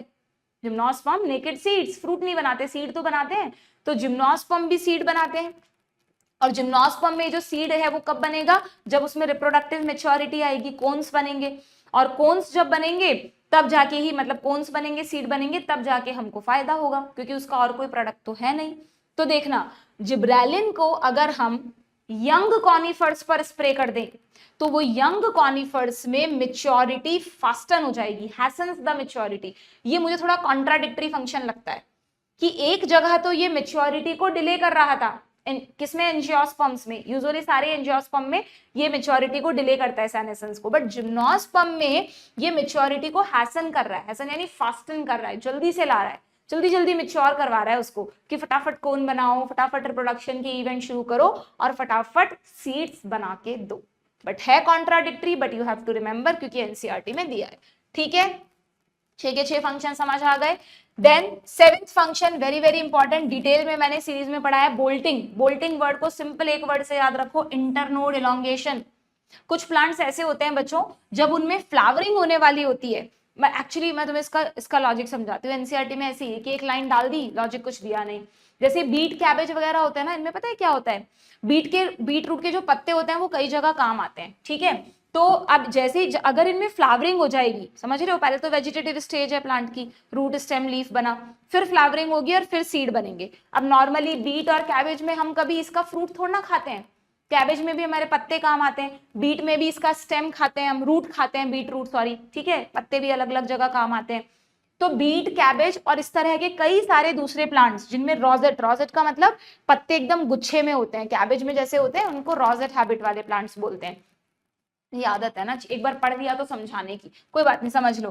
तो ये जो बीट, कैबेज वगैरह प्लांट्स हैं with the rosette habit, in plants में फार्मर्स ये चाहते हैं कि फ्लावरिंग जो है ना वो लेट हो, क्योंकि फ्लावरिंग के बाद क्या होगा पता है? फ्लावरिंग हो गई ना अगर एक बार, उसके बाद इनके पत्ते कड़वे हो जाते हैं और वो खाने लायक नहीं रहते, ठीक है। तो हम चाहते हैं कि इनमें फ्लावरिंग जो है वो लेट हो और उससे पहले ही जो इनकी वेजिटेटिव स्टेज है वो हमारे काम में आ जाए, ठीक है। अब जिब्रेलिन क्या करता है समझना, जिब्रेलिन इनमें बोल्टिंग को प्रमोट करता है। बोल्टिंग यानी इंटरनोड इलॉन्गेशन। अब ये रोजेट हैबिट वाले हैं ना, रोजेट हैबिट यानी ये कंडेंस होके रहते हैं, तो अगर इनमें ये प्लांट है, ये इसकी नोड्स हैं, ये नोड्स बहुत पास पास हैं, ये नोड्स क्या है, बहुत पास पास हैं, और इन्हीं नोड्स पे बाद में फ्लावर्स वगैरह आएंगे या नहीं। तो जिब्रेलिन क्या करता है, जस्ट प्रायर टू फ्लावरिंग, अब तुम समझना, ध्यान से सुनना, ये थोड़ा सा कंफ्यूजिंग फंक्शन है कि मैंने तुम्हें कहा कि ये वो प्लांट्स हैं रोजेट हैबिट वाले जिनमें हम चाहते हैं कि फ्लावरिंग जो है वो लेट हो। यूजुअली नेचर ने इनको ऐसे ही बनाया, फ्लावरिंग बहुत लेट होती है और उसके बाद ही इसमें सीड्स बनते हैं, जिससे पहले हम वेजिटेटिव स्टेज यूज कर लें और तब तक ये कंडेंस रहते हैं। कंडेंस रहने की वजह से हमें ये रोजेट हैबिट के प्लांट्स लगते हैं and we use them easily, ठीक है। अब जिब्रेलिन का रोल अलग है, जिब्रेलिन इसमें हेल्प नहीं करता, इनमें इनके फ्लावरिंग को रोक के रखने में हेल्प नहीं करता। अब अगर मान लो हमको बीट या कैबेज की बड़े लेवल पर खेती करनी है तो उसके लिए तो हमको इनके सीड्स चाहिए, सीड से बहुत जल्दी प्रोडक्शन होगा, वेजिटेटिव प्रोपेगेशन तो होता ही है, बट अगर सीड्स भी मिल जाए तो अच्छी बात है। तो जिस केस में हमको बीट या कैबेज के सीड्स चाहिए तो सीड्स कब आएंगे, फ्लावरिंग के बाद, ठीक है। तो उन केस में क्या करते हैं, हम इन प्लांट्स पे जिब्रेलिन का स्प्रे कर देते हैं, क्योंकि जिब्रेलिन का स्प्रे करने से क्या होगा कि ये जो इंटरनोड है ना, इनका नेचर है इंटरनोड्स को कंडेंस रखने का।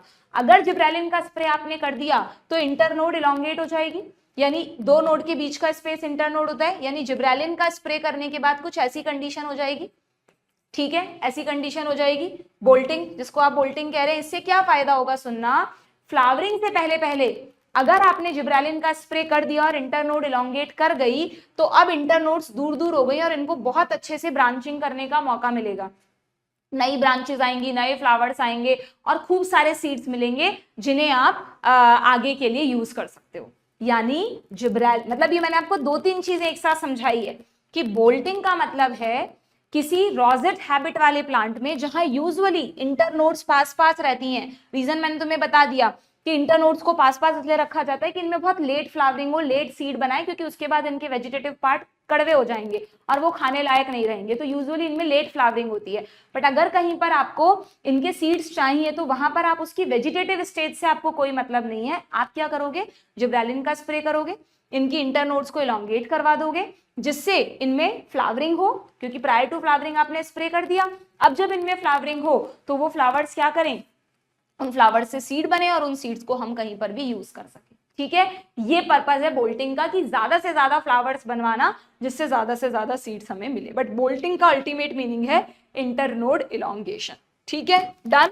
और एक इसमें 8th फंक्शन तुम्हें ऐड करना है, वेरी वेरी इंपॉर्टेंट, दिया नहीं बट पूछते बहुत है नीट में, जो मैंने तुम्हें शुरू में बताया था, गुड इवनिंग, यानी ये सीड जर्मिनेशन के लिए रिस्पॉन्सिबल है। जिब्रेलिन की वजह से सीड्स में एक एंजाइम बनता है बच्चों, अल्फा अमाइलेज, और ये एंजाइम अमाइलेज यानी स्टार्च, सीड में फूड किस फॉर्म में स्टोर है, स्टार्च की फॉर्म में, स्टार्च को तोड़ देता है ग्लूकोज में, और अगर ग्लूकोज ज्यादा होगा तो आपको पता है एटीपी का सोर्स मिल गया, रेस्पिरेशन होगा, उसका ऑक्सीडेशन होगा, एनर्जी बनेगी, एनर्जी बनेगी तो सीड्स जो एम्ब्रियो की सेल्स हैं वो डिवाइड करने लगेंगी, सेल्स डिवाइड करने लगेंगी तो पौधा निकलेगा, रेडिकल प्लिम्यूल जर्मिनेट होंगे, यानी सीड जर्मिनेशन। तो जिब्रेलिन क्या करता है, जर्मिनेशन में भी हेल्प करता है, वेरी इंपॉर्टेंट फंक्शन। तो ये 8 फंक्शंस आपको जिब्रेलिन में याद रखने, ठीक है।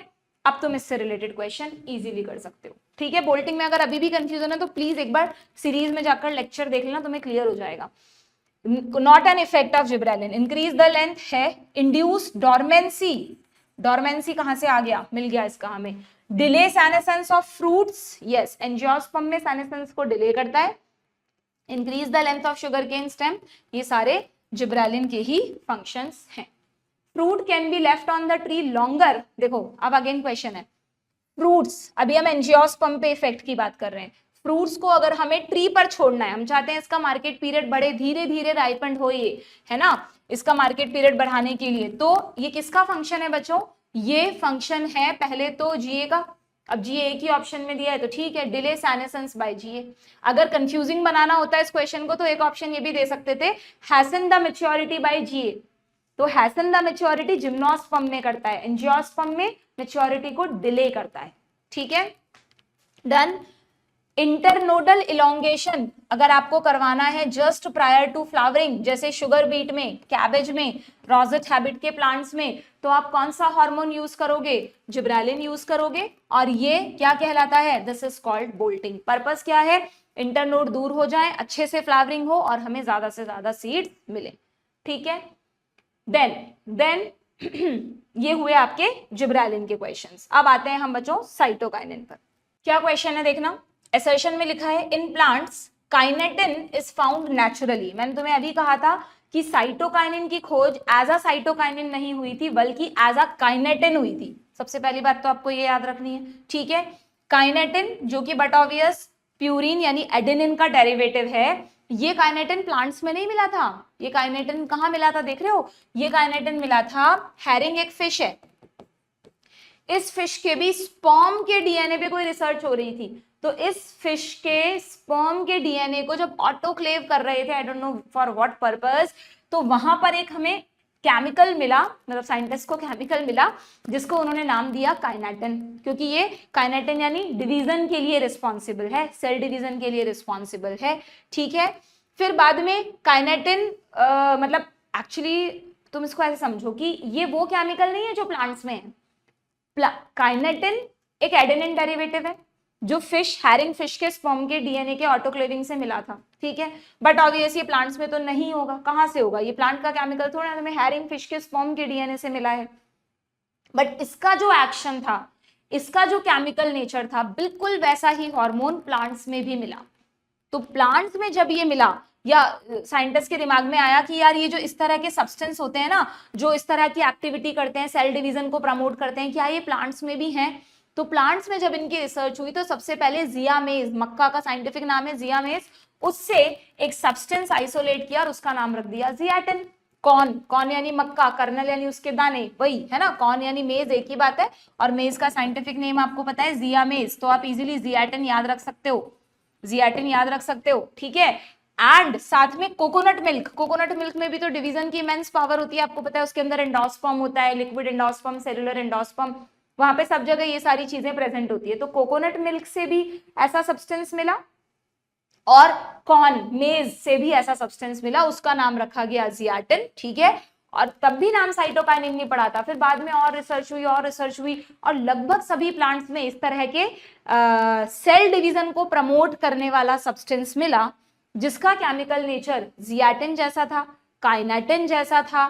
तो फिर ये कंक्लूड किया गया कि सभी प्लांट्स में एक हार्मोन होता है जिसका नाम रख दिया गया साइटोकाइनिन, क्योंकि ये सेल डिवीजन के लिए रिस्पॉन्सिबल है।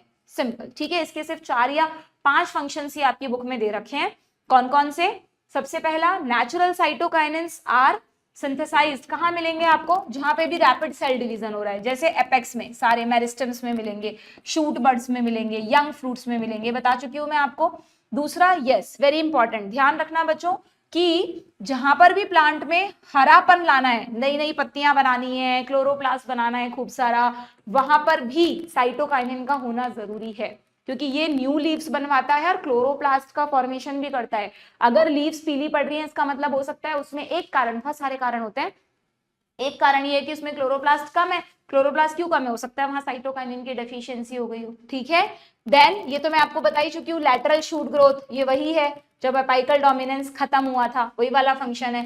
ठीक है, प्लस लैटरल शूट तो बढ़ाता ही है, एडवेंटिशियस शूट, एडवेंटिशियस यानी टिश्यू कल्चर में शूट प्लूम्यूल से ना बन के किसी कटिंग से बन रहा है, तो ये वही टिश्यू कल्चर वाला फंक्शन है, तो एडवेंटिशियस शूट भी बनाएगा। एंड वेरी वेरी इंपॉर्टेंट, ये जो फंक्शन है ना, ओवरकम द अपाइकल डोमिनेंस, ये सेम ही है, इसी से रिलेटेड है, इसको आपको अलग से याद रखने की जरूरत नहीं है। एंड वन मोर फंक्शन जो काफी यूनिक है, ये न्यूट्रिएंट मोबिलाइजेशन करवाता है, न्यूट्रिएंट्स को एक जगह से दूसरी जगह ट्रांसफर करता है, जिससे कि लीफ सेनेसेंस जल्दी ना हो। ये पूरा एक ही फंक्शन है, ध्यान रखना। जैसे जिब्रेलिन फ्रूट सेनेसेंस को डिले कर रहा था, साइटोकाइनिन लीफ सेनेसेंस को डिले करता है। अगर आपको पत्तियों को हरा भरा रखना है, तो किसी प्लांट को अपनी पत्तियों को हरा भरा रखना है, तो उसको ज्यादा से ज्यादा साइटोकाइनिन बनाना है, क्योंकि एक तो साइटोकाइनिन नई नई पत्तियां बनाएगा, पत्तियों में क्लोरोप्लास्ट बनाएगा, प्लस न्यूट्रिएंट मोबिलाइजेशन के थ्रू पत्तियों को सेनेसेंस होने से, एजिंग होने से बचाएगा। तो प्रमोटर्स एजिंग या सेनेसेंस को रोकते हैं बच्चों। जैसे ऑक्सिन ने फ्रूट ड्रॉप को रोका, जिब्रेलिन ने फ्रूट राइपनिंग को रोका, और इसने साइटोकाइनिन ने किसको? लीफ सेनेसेंस को रोका। ठीक है, क्लियर? तो अब इसके फंक्शन, इसके क्वेश्चन कर लेते हैं फटाफट। काइनेटिन इज फाउंड नेचुरली, क्या नहीं, काइनेटिन मिला था हेरिंग स्पर्म डीएनए से, याद रखो।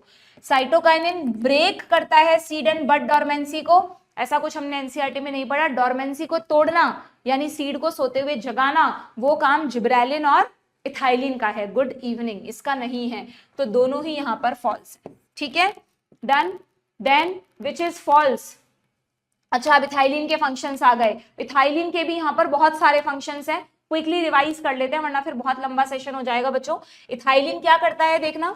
इथाइलिन मैंने तुम्हें कहा लार्जली एक इनहिबिटर है, तो बट ऑब्वियस ये आपको हर उस पार्ट में मिलेगा जहां सेनेसेंस हो रहा है।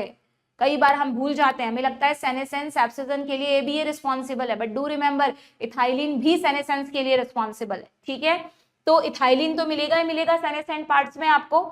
अब हमने कहा कि यार ये तो वो भी है, कई जगह इसकी प्रमोटरी फंक्शंस भी हैं, तो इसके जो फंक्शंस है वो मिक्स टाइप के लगेंगे आपको। कहीं लगेगा ये प्रमोटर कर रहा है, कहीं लगेगा ये इनहिबिटर का काम कर रहा है, ठीक है। देखो क्या क्या फंक्शंस दे रखे हैं।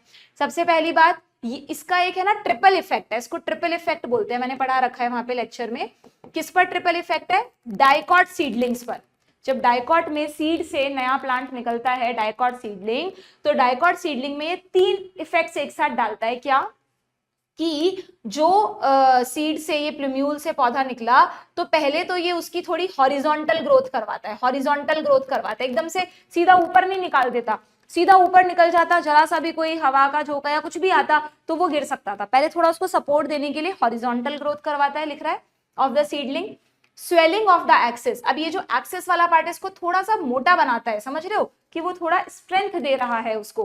And then apical hook formation, और फिर यहाँ पर एक अपाइकल हुक जैसा बनाता है। मैं तुम्हें दिखाती हूँ, ये तुम्हारी खुद एनसीईआरटी में ये डायग्राम है। देखो तुम फर्स्ट पेज पे जाओ, जहां पर सीड जर्मिनेशन का डायग्राम था, वहां पे तुम कोरिलेट कर सकते हो। वहां लिखा नहीं है कहीं, बट ये चीज वहां पे मैंने देखी है, वहां दे रखी है। देखो ये रहा, यहाँ पे कितना अच्छा ये ट्रिपल इफेक्ट दिखाया है। ये एक डाइकॉट है, ठीक है। इस डाइकॉट में क्या हुआ, ये तो हाइपोकटाइल है, नीचे चला गया, हमें हाइपोकटाइल नहीं, हम एपिकोटाइल पे इफेक्ट देख रहे हैं। शूट किससे बनेगा? एपिकोटाइल से बनेगा। तो ये देखो, जब इससे ये यहाँ पे प्लूम्यूल होगा कहीं, जब इससे इसका वो निकला, ये रहा, तो पहले तो ये क्या करेगा, हॉरिजॉन्टल ग्रोथ करेगा। हॉरिजॉन्टल ग्रोथ के बाद यहाँ पर आपको दिख रहा है थोड़ा सा फूला हुआ पार्ट, इसने एक्सिस को सॉलन कर दिया और एक ऐसे एक हुक लाइक स्ट्रक्चर बनाया है। इस हुक लाइक स्ट्रक्चर को क्या कहते हैं? देखो बच्चों, इसमें लिख रहा है एपिकोटाइल हुक, ठीक है। क्या लिख रहा है? Epicotyl hook. फिर अभी तो आपको ऐसा लग रहा होगा मैम एक ही तो है, यही हाइपोकोटाइल है, यही एपिकोटाइल है। नहीं, थोड़ा सा डायग्राम में ऐसा दिखाया है, हाइपोकोटाइल रेडिकल से बनता है, एपिकोटाइल प्लूम्यूल से बनता है। अब लेटर ऑन ये जो स्ट्रक्चर है, ये स्ट्रक्चर ऐसे नहीं रहेगा, हुक बना दिया, स्वेलिंग कर दी एक्सिस की, हॉरिजॉन्टल ग्रोथ करा दी। अब धीरे धीरे जब इसे लगेगा ये मैच्योर हो गया, तो इसको ये सीधा कर देगा, जिससे कि फिर बाद में लीव्स वगैरह आ जाए और प्लांट अपना खुद डिपेंडेंट हो जाए, ठीक है, इंडिपेंडेंट हो जाए, सॉरी। तो इनिशियली जो इसने ट्रिपल इफेक्ट किया, क्या कि हॉरिजॉन्टल ग्रोथ की सीडलिंग की, एक्सिस को सॉलन कर दिया और एक हुक बना दिया, जिसको कहते हैं epicotyl hook. So this triple effect on dicot seedling is done by ethylene. आपको इतना याद रखना है, ठीक है, डन है। तो एक फंक्शन तो हो गया इसका ट्रिपल इफेक्ट। दूसरा फंक्शन अभी हमने कहा सेनेसेंस और एब्सिजन को प्रमोट करेगा, क्योंकि एबीए का भाई है, इनहिबिटर है, ठीक है, स्पेशली लीव्स, फ्लावर्स वगैरह का। वेरी वेरी इंपॉर्टेंट, शुरू से बोल रही हूँ, गैसियस हार्मोन है, फ्रूट्स की राइपनिंग कराएगा। यहाँ पर एक की वर्ड है रेस्पिरेटरी क्लाइमैक्टिक। क्लाइमैक्टिक है ये, क्लाइमैक्टिक वर्ड यूज होता है increase in rate of respiration के लिए। बट ऑब्वियस मैंने कहा ना कि फ्रूट्स की राइपनिंग करनी है, उनमें सेल डिवीजन भी करवाना है, उनमें शुगर्स भी बनानी है, उनमें एटीपी भी खर्च होगा। तो इथाइलिन सिंपली क्या करता है, फ्रूट्स की सेल्स में रेस्पिरेशन की स्पीड को बढ़ा देता है, जिससे उसमें दूसरे मेटाबॉलिक चेंजेस शुरू हो जाते हैं। तो how it ripen the fruit? By increasing the rate of respiration, and इसी को कहते हैं क्लाइमैक्टिक रेस्पिरेशन, ठीक है, जस्ट इतना याद रखो तुम। देन ये अलार्म बेल है क्या? सीड और बड को जगाता है क्या? ब्रेक करता है क्या डोरमेंसी को? Yes, good evening. जिब्रेलिन और इथाइलिन दोनों का फंक्शन है, इसी को एक्सप्लेन किया है कि जैसे पीनट्स, मूंगफली के बीजों में जल्दी जर्मिनेशन करवाना है तो आप इसका स्प्रे कर दो, रोकना है तो एबीए का स्प्रे कर दो, ठीक है। पोटैटो ट्यूबर्स में स्प्राउटिंग करवानी है तो भी ये काम करेगा। तो बट ऑब्वियस डोरमेंसी को तोड़ता है, अलार्म बेल है, जगाता है। डोरमेंसी तोड़ना मतलब कि जर्मिनेशन करवाना, ठीक है। देन नेक्स्ट फंक्शन, ये भी एक थोड़ा कंफ्यूजिंग फंक्शन है बच्चों। अभी अभी हमने इंटरनोड इलोंगेशन पढ़ा था, वो अलग था, ये बहुत अलग है, दोनों का कॉन्सेप्ट बिल्कुल अलग अलग है। यहां पर इंटरनोड इलोंगेशन या पिटियोल इलोंगेशन का एकदम अलग कॉन्सेप्ट है। ये कर रहा है राइस प्लांट्स में। आपको पता है ना, चावल की खेती पैडी फील्ड्स में होती है। पैडी फील्ड्स यानी जहां बहुत सारा पानी भरा रहता है। अब आप सोचो, अगर बहुत सारा पानी भरा हुआ है, यहाँ पर कहीं मिट्टी है और ये चावल के सीडलिंग्स हैं, नन्हे नन्हे पौधे ग्रो करना शुरू हुए। अब अभी ये पानी के अंदर ही डूबे हुए हैं और यहीं पर इनकी लीव्स बन गई, तो लीव्स तो मिट्टी में गल जाएंगी, ना उन्हें सनलाइट मिल रहा है, ना वो फोटोसिंथेसिस कर पाएंगे। तो ये बहुत जरूरी है कि जैसे ही राइस प्लांट में सीडलिंग आए, इस सीडलिंग को क्या करें, इस सीडलिंग में या तो लंबाई बढ़े, लंबाई तो धीरे धीरे बढ़ेगी, तो एटलीस्ट इतना हो जाए कि इसका कोई पिटियोल है ना वो इलोंगेट कर जाए, ऐसे पिटियोल इलोंगेशन हो जाए, जिससे कि लीव्स जब बने वो बाहर की तरफ ही बने। या फिर अगर ये स्टेम है और ये इसकी नोड है, तो कोई इंटरनोड इतना इलोंगेट हो जाए कि नोड बाहर चली जाए और फिर उस पर लीव्स बने। ठीक है, तो यहाँ इंटरनोड इलोंगेशन बिल्कुल अलग पर्पज से हो रहा है, वहां अलग पर्पज से हो रहा था। वहां प्रायर टू फ्लावरिंग वाला बोल्टिंग था, यहाँ पर सिर्फ राइस वाटर में आपको राइस प्लांट में आपको इसका इफेक्ट याद रखना है। ठीक है, तो इंटरनोड इलोंगेशन इन डीप वाटर राइस प्लांट्स, ये किसका फंक्शन है बच्चों, इथाइलिन का। डू रिमेंबर, प्लीज मिक्स मत करना। देन इसका रीजन लिखा है कि क्यों करता है ये। देन ये भी मिक्स कर देते हो तुम, root growth and root hair formation. Tissue culture में स्टेम कटिंग से आपको रूट्स निकालनी है, कैलस में रूट्स निकालनी है, रूटिंग करवाना है, वो ऑक्सिन था। यहां पर ये रूटिंग नहीं करवा रहा, ये कह रहा है कि प्लांट में नॉर्मली रूट बन रही है, प्लांट चाहता है कि मेरी रूट्स खूब ग्रो करें, खूब रूट हेयर बने, जिससे वाटर मिनरल का एब्जॉर्प्शन। तो किसी भी प्लांट में एब्जॉर्प्शन सरफेस को बढ़ाना, यानी रूट को मेच्योर करवाना, उनकी ग्रोथ करवाना, उनमें रूट हेयर बनवाना, ये इथाइलिन का काम है। स्टेम कटिंग से रूट बनवाना, टिश्यू कल्चर में रूट बनवाना ऑक्सिन का काम है। बट नॉर्मली किसी प्लांट में रूट हेयर का फॉर्मेशन करके उसका एब्जॉर्प्शन सरफेस एरिया बढ़ाना is the function of ethylene. ये जैसा मैं तुम्हें बता रही हूँ ना, इतना जोर डाल डाल के हर एक पॉइंट पर, सुनने में तो बड़ा मजा आ रहा होगा, समझ भी आ गया होगा, बट उतनी जल्दी हम इन फंक्शंस को भूल भी जाते हैं बच्चों। इन्हें आपको रिवाइज करना पड़ेगा। आपके पास एक शॉर्ट नोट की फॉर्म में एक पन्ना हो, एक पेज होना चाहिए, उस पेज में 5 बॉक्स होने चाहिए। उन 5 बॉक्स में जो फंक्शंस है ना, उनके जो कीवर्ड्स हैं वो लिखे होने चाहिए। जैसे ऑक्सिन, उसके जो 8 फंक्शन बताए मैंने, उनके सिर्फ कीवर्ड, फिर जिब्रेलिन के, फिर इथाइलिन, उसके साइटोकाइनिन के, इथाइलिन के और एबीए के। और विद इन एटलीस्ट 20-25 डेज में, जब भी आपके कोचिंग में टेस्ट है, आपको ये फंक्शंस रिवाइज करने पड़ेंगे, तब ये दिमाग में बैठेंगे, वरना भूल जाओगे कुछ महीनों बाद आप इनको। ठीक है, तो root growth and root hair. Then ये मैंने आपको कहा था कि जैसे ऑक्सिन फ्लावरिंग इनिशिएट कर रहा है, वैसे ये भी करता है किसमें, पाइनएप्पल्स में, and also in the mango. Pineapple में एक काम और करता है, जो पाइनएप्पल ऐसे सजा धजा एकदम क्राउन लगा के राजा की तरह फ्रूट है, इसका ये पूरा सिंक्रोनाइजेशन इसी इथाइलिन ने करा है। डिटेल में हमें नहीं जाना। ठीक है, एंड ये आपके हो गए। हाँ अच्छा, ये 7 फंक्शंस तो हो ही गए। इसके अलावा मैं ऊपर इसको स्क्रॉल करना पड़ेगा, मुझे हटाना पड़ेगा। तो इसका क्योंकि इतनी सारी चीजों में यूज होता है ना बच्चों, तो ध्यान रखना कि it is very commonly used in agriculture, बहुत एक्सटेंसिव यूज है। और कोई हार्मोन की जरूरत पड़े ना पड़े, इथाइलिन की जनरली हर एग्रीकल्चरिस्ट को पड़ती है। और अब ये तो गैसियस हार्मोन है, तो क्या गैस के सिलेंडर थोड़ा सप्लाई करेंगे फार्मर को, तो फिर कैसे सप्लाई करते हैं, इसको सप्लाई किया जाता है एक लिक्विड फॉर्म में, एक एक्वा सोल्यूशन। गैसेस को सोल्यूशन की फॉर्म में बनाना पॉसिबल है, यू नो, केमिस्ट्री में पढ़ते हैं आप। इसके एक्वा सोल्यूशन को एथिफॉन कहते हैं। अगर आपसे पूछें what is the commercial name of ethylene, तो आपको ध्यान रखना है एथिफॉन। एथिफॉन के फॉर्म में ये मिलता है। इसके एक्वा सोल्यूशंस होते हैं और फार्मर को कहा जाता है कि आपको सिंपली क्या करना है, प्लांट में जहां पे भी आप पानी वानी देते हो मिट्टी में, वहां पर ये इथाइलिन का सोल्यूशन डाल देना है एथिफॉन का। एथिफॉन को प्लांट एब्जॉर्ब करेगा, प्लांट के अंदर जाने के बाद धीरे धीरे ये इथाइलिन गैस को रिलीज करता है, जिससे इसके इफेक्ट आते हैं। ठीक है, तो इथाइलिन गैसियस फॉर्म में सप्लाई नहीं होता, सोल्यूशन की फॉर्म में सप्लाई होता है, नेम्ड विद द नेम्ड एथिफॉन। ठीक है, और जनरली जो इसके फंक्शन है उन्हीं में ये हेल्प करेगा। जैसे टमाटोज हैं, एप्पल है, हमेशा डिमांड रहती है इनकी, तो अर्ली फ्रूट राइपनिंग करवा देगा। ठीक है, देन अगर हाँ, ये एक इंपॉर्टेंट फंक्शन है, जैसे हमने मतलब एप्लीकेशन है, नॉट डिफरेंट फंक्शन।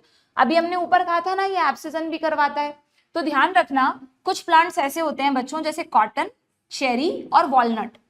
इनमें आपने कभी कॉटन को देखा है? कॉटन जब उगता है ऐसे इतने बड़े बड़े कॉटन के मतलब बंच कह लो या जो भी थोड़ा हैवी होता है वो, उस पे जब उगते हैं बड़े बड़े, ऐसे ही चेरी में खूब सारे स्टॉक्स होते हैं, वॉलनट में भी खूब सारे एक साथ होते हैं।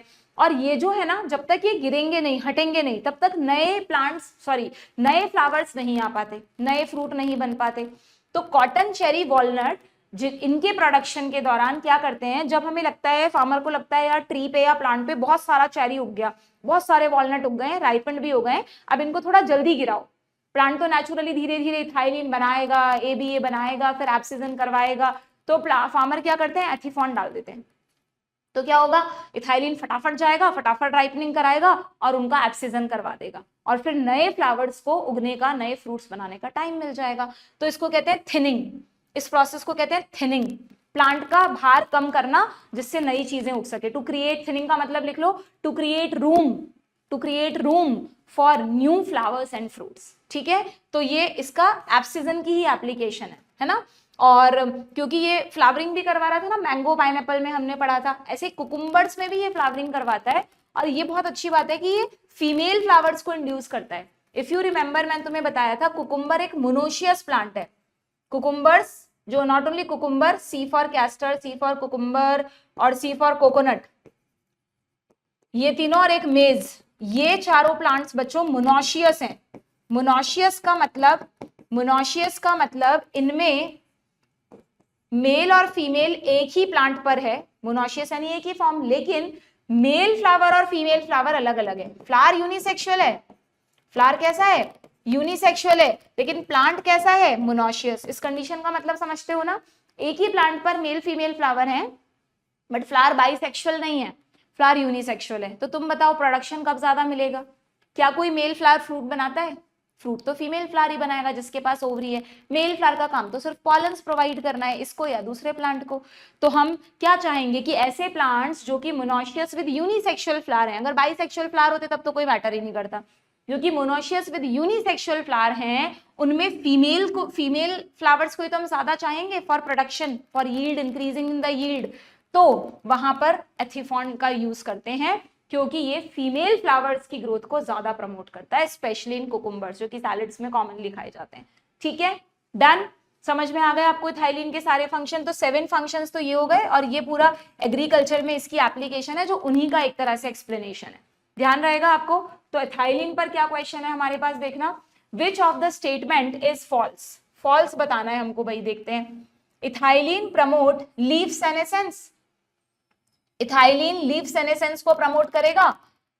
अब ये डाउटफुल हो गया बच्चों, एग्जैक्टली लीफ सेनेसेंस दे दिया, वैसे तो करना चाहिए क्योंकि ये सभी पार्ट्स के सेनेसेंस को प्रमोट करता है, फिर भी हम ऑप्शन देखेंगे अभी। It speed up the ripening of fruit, हाँ ये तो बिल्कुल ठीक है। It causes apical hook formation, ये भी ठीक है। It promote horizontal growth of seedling and swelling of axis, ये भी बिल्कुल ठीक है। इट प्रमोट मेल फ्लावर्स, नहीं ये गलत है, ये गलत है। अरे वाह, क्या ऑप्शन बना है ना, 1 और 5 भी दे रखा है एक ऑप्शन में, और ओनली 5 भी दे रखा है। क्या करें, देखें एक बार, जरा देखें कुछ एनसीईआरटी में हिंट मिल जाए तो हमको। ये सेनेसेंस को प्रमोट करता है, कहाँ कहाँ करता है, कुछ लिख रहा था क्या यहाँ पर बच्चों? यहाँ पर एक लाइन आई थी ना, ये रहा, कि ethylene promote senescence and abscission of plant organs specially of leaves and flowers, मिल गया। यानी यस, लीव्स में ये सेनेसेंस को क्या करता है, प्रमोट करता है, ये फंक्शन बिल्कुल ठीक है। It promote leaf senescence, yes. देखो यहाँ कभी कभी एनसीईआरटी को बहुत प्रिसाइजली और बार बार पढ़ना मैटर कर जाता है, ठीक है। वैसे तो यस, सेनेसेंस इसका फंक्शन है, ठीक है, बट कभी कभी ऐसे स्पेसिफिकली आ जाता है तो कंफ्यूजन हो जाता है। तो यहाँ पे सिर्फ एक ही रॉन्ग है, दैट इज 5th वन, है ना। Okay, then ethephon, and answer the question. Ethephon is spread in aqua solution, readily absorbed and transported, yes. Spray भी कर सकते हो आप उसको, एक्वा सॉल्यूशन के फॉर्म में पूरे प्लांट पे स्प्रे कर दो, मिट्टी में भी डाल सकते हो, ठीक है। इट फासन fruit ripening in tomatoes and apple, yes, सभी में फ्रूट राइपनिंग को बढ़ाता है ये। It can be used to induce thinning in cotton, cherry, walnut, yes. It promote female sex expression in cucumbers to increase yield, yes. It is also known as stress hormone, नहीं, ये ABA का function है, ठीक है। तो all are correct. क्या पूछा है, how many of above statement are correct? देखो जल्दीबाजी में ओनली 5th कर देते तो हमारा आंसर गलत हो जाता, करेक्ट पूछा है तो फिर D, है ना। यहाँ पर क्या था, यहाँ पर हमसे फॉल्स पूछा था, इसलिए हमने ओनली 5 टिक किया था, ठीक है, ध्यान रखना है आपको, गड़बड़ नहीं होनी चाहिए। देन क्या ये दोनों एक दूसरे के एंटागोनिस्ट हैं? बिल्कुल हैं। लास्ट में अगर हम एबीए की बात करें, एबीए की आपको कुछ लिस्ट नहीं बनानी फंक्शंस की, एक ही फंक्शन है, उसको अलग अलग तरह से दे रखा है। It's only function is abscission and dormancy, ठीक है, यानी ये इनहिबिटर है, मेटाबॉलिज्म को रोकता है, तो बट ऑब्वियस सीड जर्मिनेशन को रोकेगा, यानी डोरमेंसी में ले जाएगा सीड को, ठीक है। स्ट्रेस हार्मोन है तो क्लोजर ऑफ स्टोमेटा करवाएगा, स्ट्रेस हार्मोन, ठीक है, done. Play an important role in seed, अब सीड डेवलपमेंट का मतलब जब सीड डेवलप हो रहा है तो उसमें ऐसा नहीं है कि जर्मिनेशन करवाएगा, सीड डेवलपमेंट का मतलब मैच्योरेशन एंड डोरमेंसी में इसका क्या रोल है कि ये डोरमेंसी इंड्यूस करेगा, जिससे कि क्यों करे डोरमेंसी, रीजन बताया था मैंने कि अभी अनफेवरेबल कंडीशंस चल रही हैं तो अननेसेसरी सीड का जर्मिनेशन ना हो। तो क्या हम ऐसा कह सकते हैं कि दोनों एक दूसरे के एंटागोनिस्ट हैं बच्चों? एबीए सीड को सुलाता है, जीए सीड को जगाता है।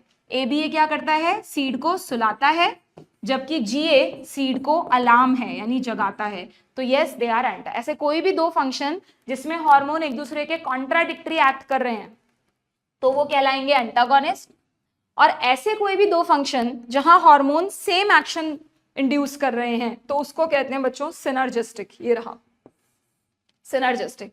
कुछ रोल्स ऐसे हैं जहां हर हार्मोन का इंडिविजुअल रोल है, एक दूसरे की ना हेल्प कर रहे हैं ना अपोज कर रहे हैं, तो हार्मोन्स के रोल एंटागोनिस्टिक भी होते हैं, सिनर्जिस्टिक भी होते हैं और इंडिविजुअलिस्टिक भी होते हैं, ठीक है। बस यही चीज यहां पर लिखी हुई है।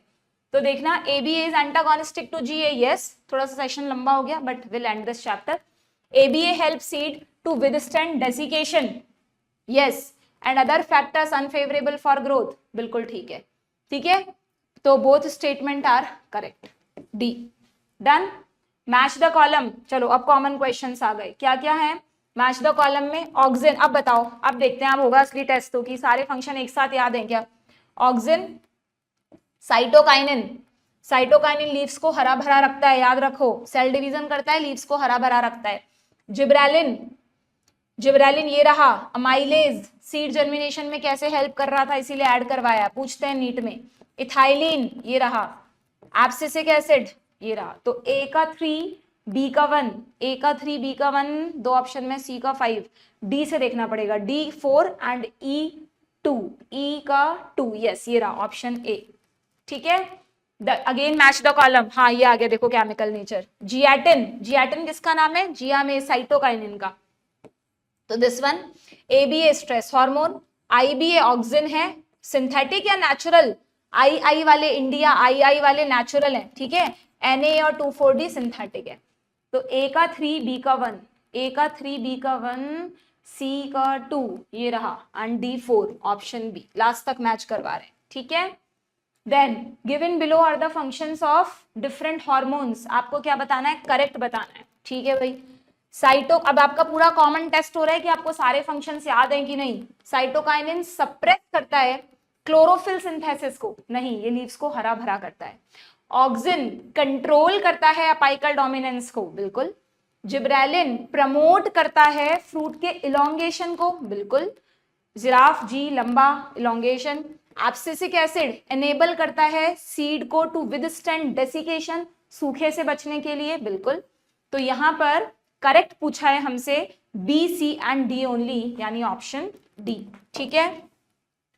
One hormone which is used to speed up the malting process in barley, another is used to promote, अच्छा एक साथ ये तो कौन है?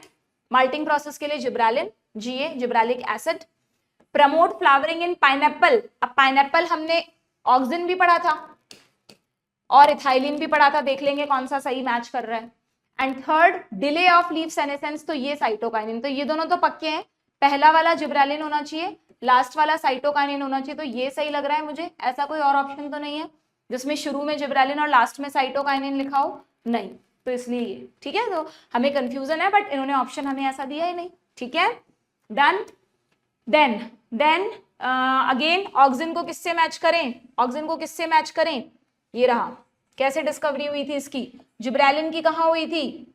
ये रहा फंगस से।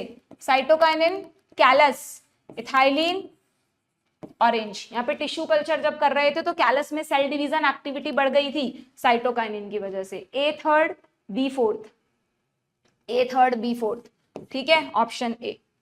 Then 2,4-D weedicide kinetin, ये मैंने इसीलिए डाले लास्ट में क्वेश्चन एक थॉरो रिवीजन के लिए। काइनेटिन, साइटोकाइनिन बच्चों lateral shoot growth, gibberellin bolting, dicot, ये क्या आ गया, नहीं यहाँ पे कुछ मिसिंग है, ये गलत है। क्या बच रहा है, इसको सही कर लो। इसको क्या करें, काइनेटिन तो यहां भी है और काइनेटिन यहां भी है, कुछ मिसप्रिंट है क्वेश्चन में, ठीक है, चलो कोई बात नहीं, लीव दिस क्वेश्चन। देन कितने क्वेश्चन रह गए, कितने डाल दिए मैम ने रिवीजन के लिए, हो गए, लास्ट क्वेश्चन है, उसके बाद तो डायग्राम बेस्ड आ जाएगा, ठीक है। डायग्राम बेस्ड तो हम साथ साथ में कर ही चुके हैं, तुम खुद भी कर सकते हो, ठीक है, थोड़ा सा और देख लो बस। Read the following statement, cytokinin play a vital role in morphogenesis in plant. Morphogenesis यानी मॉर्फोलॉजी का बनना, तो क्योंकि साइटोकाइनिन स्टेम बनाता है और शूट पर फिर सारे स्ट्रक्चर्स बनते हैं, तो ये आपकी बुक में नहीं है, बट यस साइटोकाइनिन को मॉर्फोजेनेसिस के लिए भी इंपॉर्टेंट मानते हैं, ठीक है। टिश्यू कल्चर में ऑक्सिन और साइटोकाइनिन दोनों की जरूरत पड़ती है, बिल्कुल ठीक है, ये रूट बनवाएगा, ये शूट बनवाएगा। In callus shoot regeneration is promoted by cytokinin, yes. In callus root regeneration is promoted by auxin, yes. तो यहां पर सभी आर करेक्ट, ठीक है। ये यहाँ पे क्यों आ गया, अभी तो हम पहले कर चुके हैं, कोई बात नहीं। डिफरेंशिएशन क्या था, देखें किसको याद है, डिफरेंशिएशन था मेरिस्टम का परमानेंट में बदलना, यानी सिंपली चीजों का मैच्योर हो, ठीक है। रीडिफरेंशिएशन बाद में आया था, पहले डी आया था, याद हो तो। डी डिफरेंशिएशन का मतलब था परमानेंट का वापस मेरिस्टम में बदलना, यानी act of gaining cell division after this, yes. और रीडिफरेंशिएशन क्या था, वो जो मेरिस्टम बना डी डिफरेंशिएशन से, उसका फिर परमानेंट में बदलना, again losing capacity of division and again becoming mature, तो दैट इज, तो यहाँ पे बिल्कुल सीधा सीधा मैच है, A1 B2 C3, ये रहा ऑप्शन सी, ठीक है, डन। ये एक लास्ट लाइन तुम्हारी बुक में दे रखी है बच्चों कि जितने भी फैक्टर्स हैं, ये पीजीआर हैं, ये शुरू में भी आई थी, कल भी बताई थी मैंने आपको, ये एक तरह का इंट्रिंसिक कंट्रोल है, बट प्लांट की ग्रोथ में इंट्रिंसिक फैक्टर्स के साथ साथ क्या होते हैं, एक्सट्रिंसिक फैक्टर्स भी इन्वॉल्व होते हैं, है ना, बहुत सारे, जैसे टेम्परेचर, लाइट, और हमने पढ़ा था ऑक्सीजन वगैरह, ये सब भी मैटर करते हैं। एक्चुअली ये लाइन अब हट जानी चाहिए थी, क्योंकि इस लाइन में मैंने आपको कहा था ना, इस चैप्टर में पहले पुरानी एनसीईआरटी में वो भी है, फोटोपीरियोडिज्म, वर्नलाइजेशन, है ना, तो बस यहाँ पे सिर्फ नाम देके छोड़ दिए, डॉर्मेंसी वगैरह, प्लांट मूवमेंट, ये कहना चाह रहे हैं कि जितनी भी चीजें हैं या जो पीजीआर हैं, ये इनडायरेक्टली इन सब चीजों में भी इंक्लूड होते हैं अलॉन्ग विद एक्सट्रिंसिक फैक्टर्स, ठीक है। तो फिर वो कैसे कैसे क्या होते हैं वो आगे जाकर पढ़ा जाता है, बट इस चैप्टर में वो नहीं है। लिखा वी शैल डिस्कस ब्रीफली, अच्छा देखो कैसे मॉडिफिकेशन किया, ये हटाया ही नहीं, ये पॉइंट फोटो पीरियडिज्म के लिए, फोटो पीरियडिज्म हटा दिया, बट ये नहीं हटाया, ठीक है, कोई नहीं, this chapter is over now, okay. तो यहाँ पर जेनेटिक फैक्टर किस में आएगा, इंट्रिंसिक में, पीजीआर किस में आएंगे, इंट्रिंसिक में, ये सब किस में आएगा, एक्सट्रिंसिक में। ए और बी को 2 से मैच करना है, सी को 1 से मैच करना, ठीक है, डन। कोशिश मैं यही करती हूँ कि कोई भी लाइन ना छूटे, सारी लाइंस पे मैं तुम्हें क्वेश्चन करवा सकूं, जितने मिल जाते हैं उतने ले लेती हूँ, बाकी तो मैं रिवाइज करा देती हूँ, ठीक है। ये डायग्राम हमने शुरू में देखा था, अब इसकी लेबलिंग तुम खुद कर लेना, ये हाइपोकटाइल है, ये एपिकटाइल है, ये हाइपोकटाइल है, ये epicotyl, I think this is the correct one, this is the correct one. A hypocotyl है, डी एपिकटाइल है, ये रहा, बी कॉटिलेडन्स है, yes, and C seed coat है, बिल्कुल ठीक है, ठीक है। ये वाला डायग्राम फेजेस ऑफ ग्रोथ में आया था। ए क्या है, शूट अपाइकल मेरिस्टम, बी क्या है, रूट अपाइकल मेरिस्टम, इसी प्लांट का, इसी चैप्टर का डायग्राम है, याद है तुम्हें। अब देखो चेंज कर दिया एनसीईआरटी में, ये पहले ये बाद में, यहां पर सेल्स लगातार डिवाइड हो रही हैं, ज्योमेट्रिकल ग्रोथ, यहां पर सेल्स एडिशन हो रही हैं, तो एरिथमेटिक ग्रोथ, गड़बड़ मत कर देना, ये रहा, है ना, वैसे फोटोग्राफिक मेमोरी से एज इट इज कर दो। यहाँ पर मैंने तुम्हें बताया था कि शुरू में जाइगोट को सिर्फ लगातार सेल्स बढ़ानी है, तो उसको ज्योमेट्रिकल ग्रोथ करनी चाहिए। अब नंबर ऑफ सेल्स बन चुकी है, तो मैच्योर भी करो, ग्रो भी करो, यानी अब चलाओ एरिथमेटिक ग्रोथ, पहले ज्योमेट्रिक ग्रोथ होगी, बाद में एरिथमेटिक के साथ, ठीक है। देन ये कौन सा ग्राफ है बताओ, सिग्मोइड कर्व कौन सी ग्रोथ में आता है, सिग्मॉइड आता है एक्सपोनेंशियल ग्रोथ में यानी ज्योमेट्रिकल ग्रोथ में। पहली lag phase, second log phase and third steady stationary phase. ये रहा ऑप्शन ए। ठीक है, लॉग फेज और exponential phase is the same thing. Arithmetic growth का कर्व कैसा होता है बच्चों? लीनियर होता है। ये रहा ऑप्शन बी। ठीक है, ये हमने देखा था, ग्रोथ रेट सिखाया था मैंने तुम्हें। यहाँ पर ये 5 है, ये 10 है, तो अगर तुम कैलकुलेट करोगे, एब्सोल्यूट ग्रोथ रेट निकालोगे तो 10 - 5 सेंटीमीटर स्क्वायर। लेकिन अगर यहाँ पे 2 ऑप्शन में दिया है, लेकिन अगर रिलेटिव ग्रोथ रेट निकालते हैं ना बच्चों, वो परसेंटेज में निकालते हैं, क्योंकि यहाँ पर क्या होता है, मैंने तुम्हें कहा था कि 10 - 5 इतना डिफरेंस आया इसकी ग्रोथ में, अपॉन इनिशियल कितनी थी 5 × 100 करना पड़ता है। तो 5/5 × 100 करोगे, यानी इस लीफ ने 100% ग्रोथ की है, बट ऑब्वियस डबल कर लिया है अपना साइज, तो ऑप्शन सी। ये रिलेटिव ग्रोथ का फॉर्मूला होता है, डिफरेंस अपॉन इनिशियल × 100। ठीक है, यहां एब्सोल्यूट ग्रोथ के लिए सिर्फ फाइनल माइनस इनिशियल करना होता है। इसको वैल्यू में निकालते हैं, इसको परसेंटेज में नहीं निकालते, इसको परसेंटेज में निकालते हैं। Very very important. ठीक है, डन। लो भाई, फाइनली हो गया ये चैप्टर तुम्हारा खत्म। ठीक है, थोड़ा सा लंबा खींच गया आज का सेशन, कोई बात नहीं, कभी कभी तो थोड़ी सी कैपेसिटी बढ़ा ही सकते हैं हम अपनी पढ़ने की। तो यहाँ पर आपकी प्लांट फिजियोलॉजी हो गई है खत्म, यानी हमने आपके 11th एनसीईआरटी का मेजर पार्ट कंप्लीट कर लिया है। अब हमारी रह गई है एक बहुत ही important major unit, that is human physiology. उसके सेशंस हम स्टार्ट करेंगे, बट उससे पहले मैं तुम्हें थोड़ा सा टाइम दे रही हूँ 2 से 3 दिनों का, कि तुम इस टाइम में ह्यूमन फिजियोलॉजी को थोड़ा सा रिवाइज कर लो, जिसने पढ़ रखा है। नहीं पढ़ रखा तो बच्चों, ह्यूमन फिजियो में ना अगर मैं एकदम बहुत डिटेल में जाकर चीजें समझाऊंगी तो फिर 12th के मतलब तुम्हारा ये समझ लो ह्यूमन फिजियो पढ़ाने में ही 1-2 महीने लग जाएंगे। इसलिए आई वांट कि ह्यूमन फिजियोलॉजी के लिए तुम जो मैंने NCERT line to line session upload किए हैं उनको पहले देखो। ऐसे नहीं कह रही मैं सारे 6 के 6 चैप्टर देख डालो, एक एक देखो, टाइम लो, ब्रीदिंग देखो पहले, फिर हम उसके क्वेश्चन करेंगे। तो I will give you time बीच बीच में, जिससे आप सेशंस देखो और फिर मेरे साथ क्वेश्चन प्रैक्टिस करो। ठीक है, तो डाइजेशन चैप्टर तो हट ही गया है, नेक्स्ट सेशन में हम ब्रीदिंग स्टार्ट करेंगे, बट उससे पहले I am giving you time. आप 3-4 दिन का टाइम ले लो, उसको पढ़ लो, फिर हम ह्यूमन फिजियोलॉजी स्टार्ट करेंगे। ठीक है, चलिए, तो यहाँ पर हमारा प्लांट फिजियो हो गया है खत्म। बहुत सारे चैप्टर्स हम रिवाइज कर चुके हैं, बट प्रॉमिस मी कि आप इन सारे चैप्टर्स को जब भी टाइम मिलेगा रिवाइज करेंगे, क्वेश्चन प्रैक्टिस करेंगे। कभी भी इन चैप्टर्स का आपका टेस्ट है तो अच्छे से कॉन्फिडेंट होकर जाएंगे, because you know all the concepts. ठीक है, चलो, गुड बाय।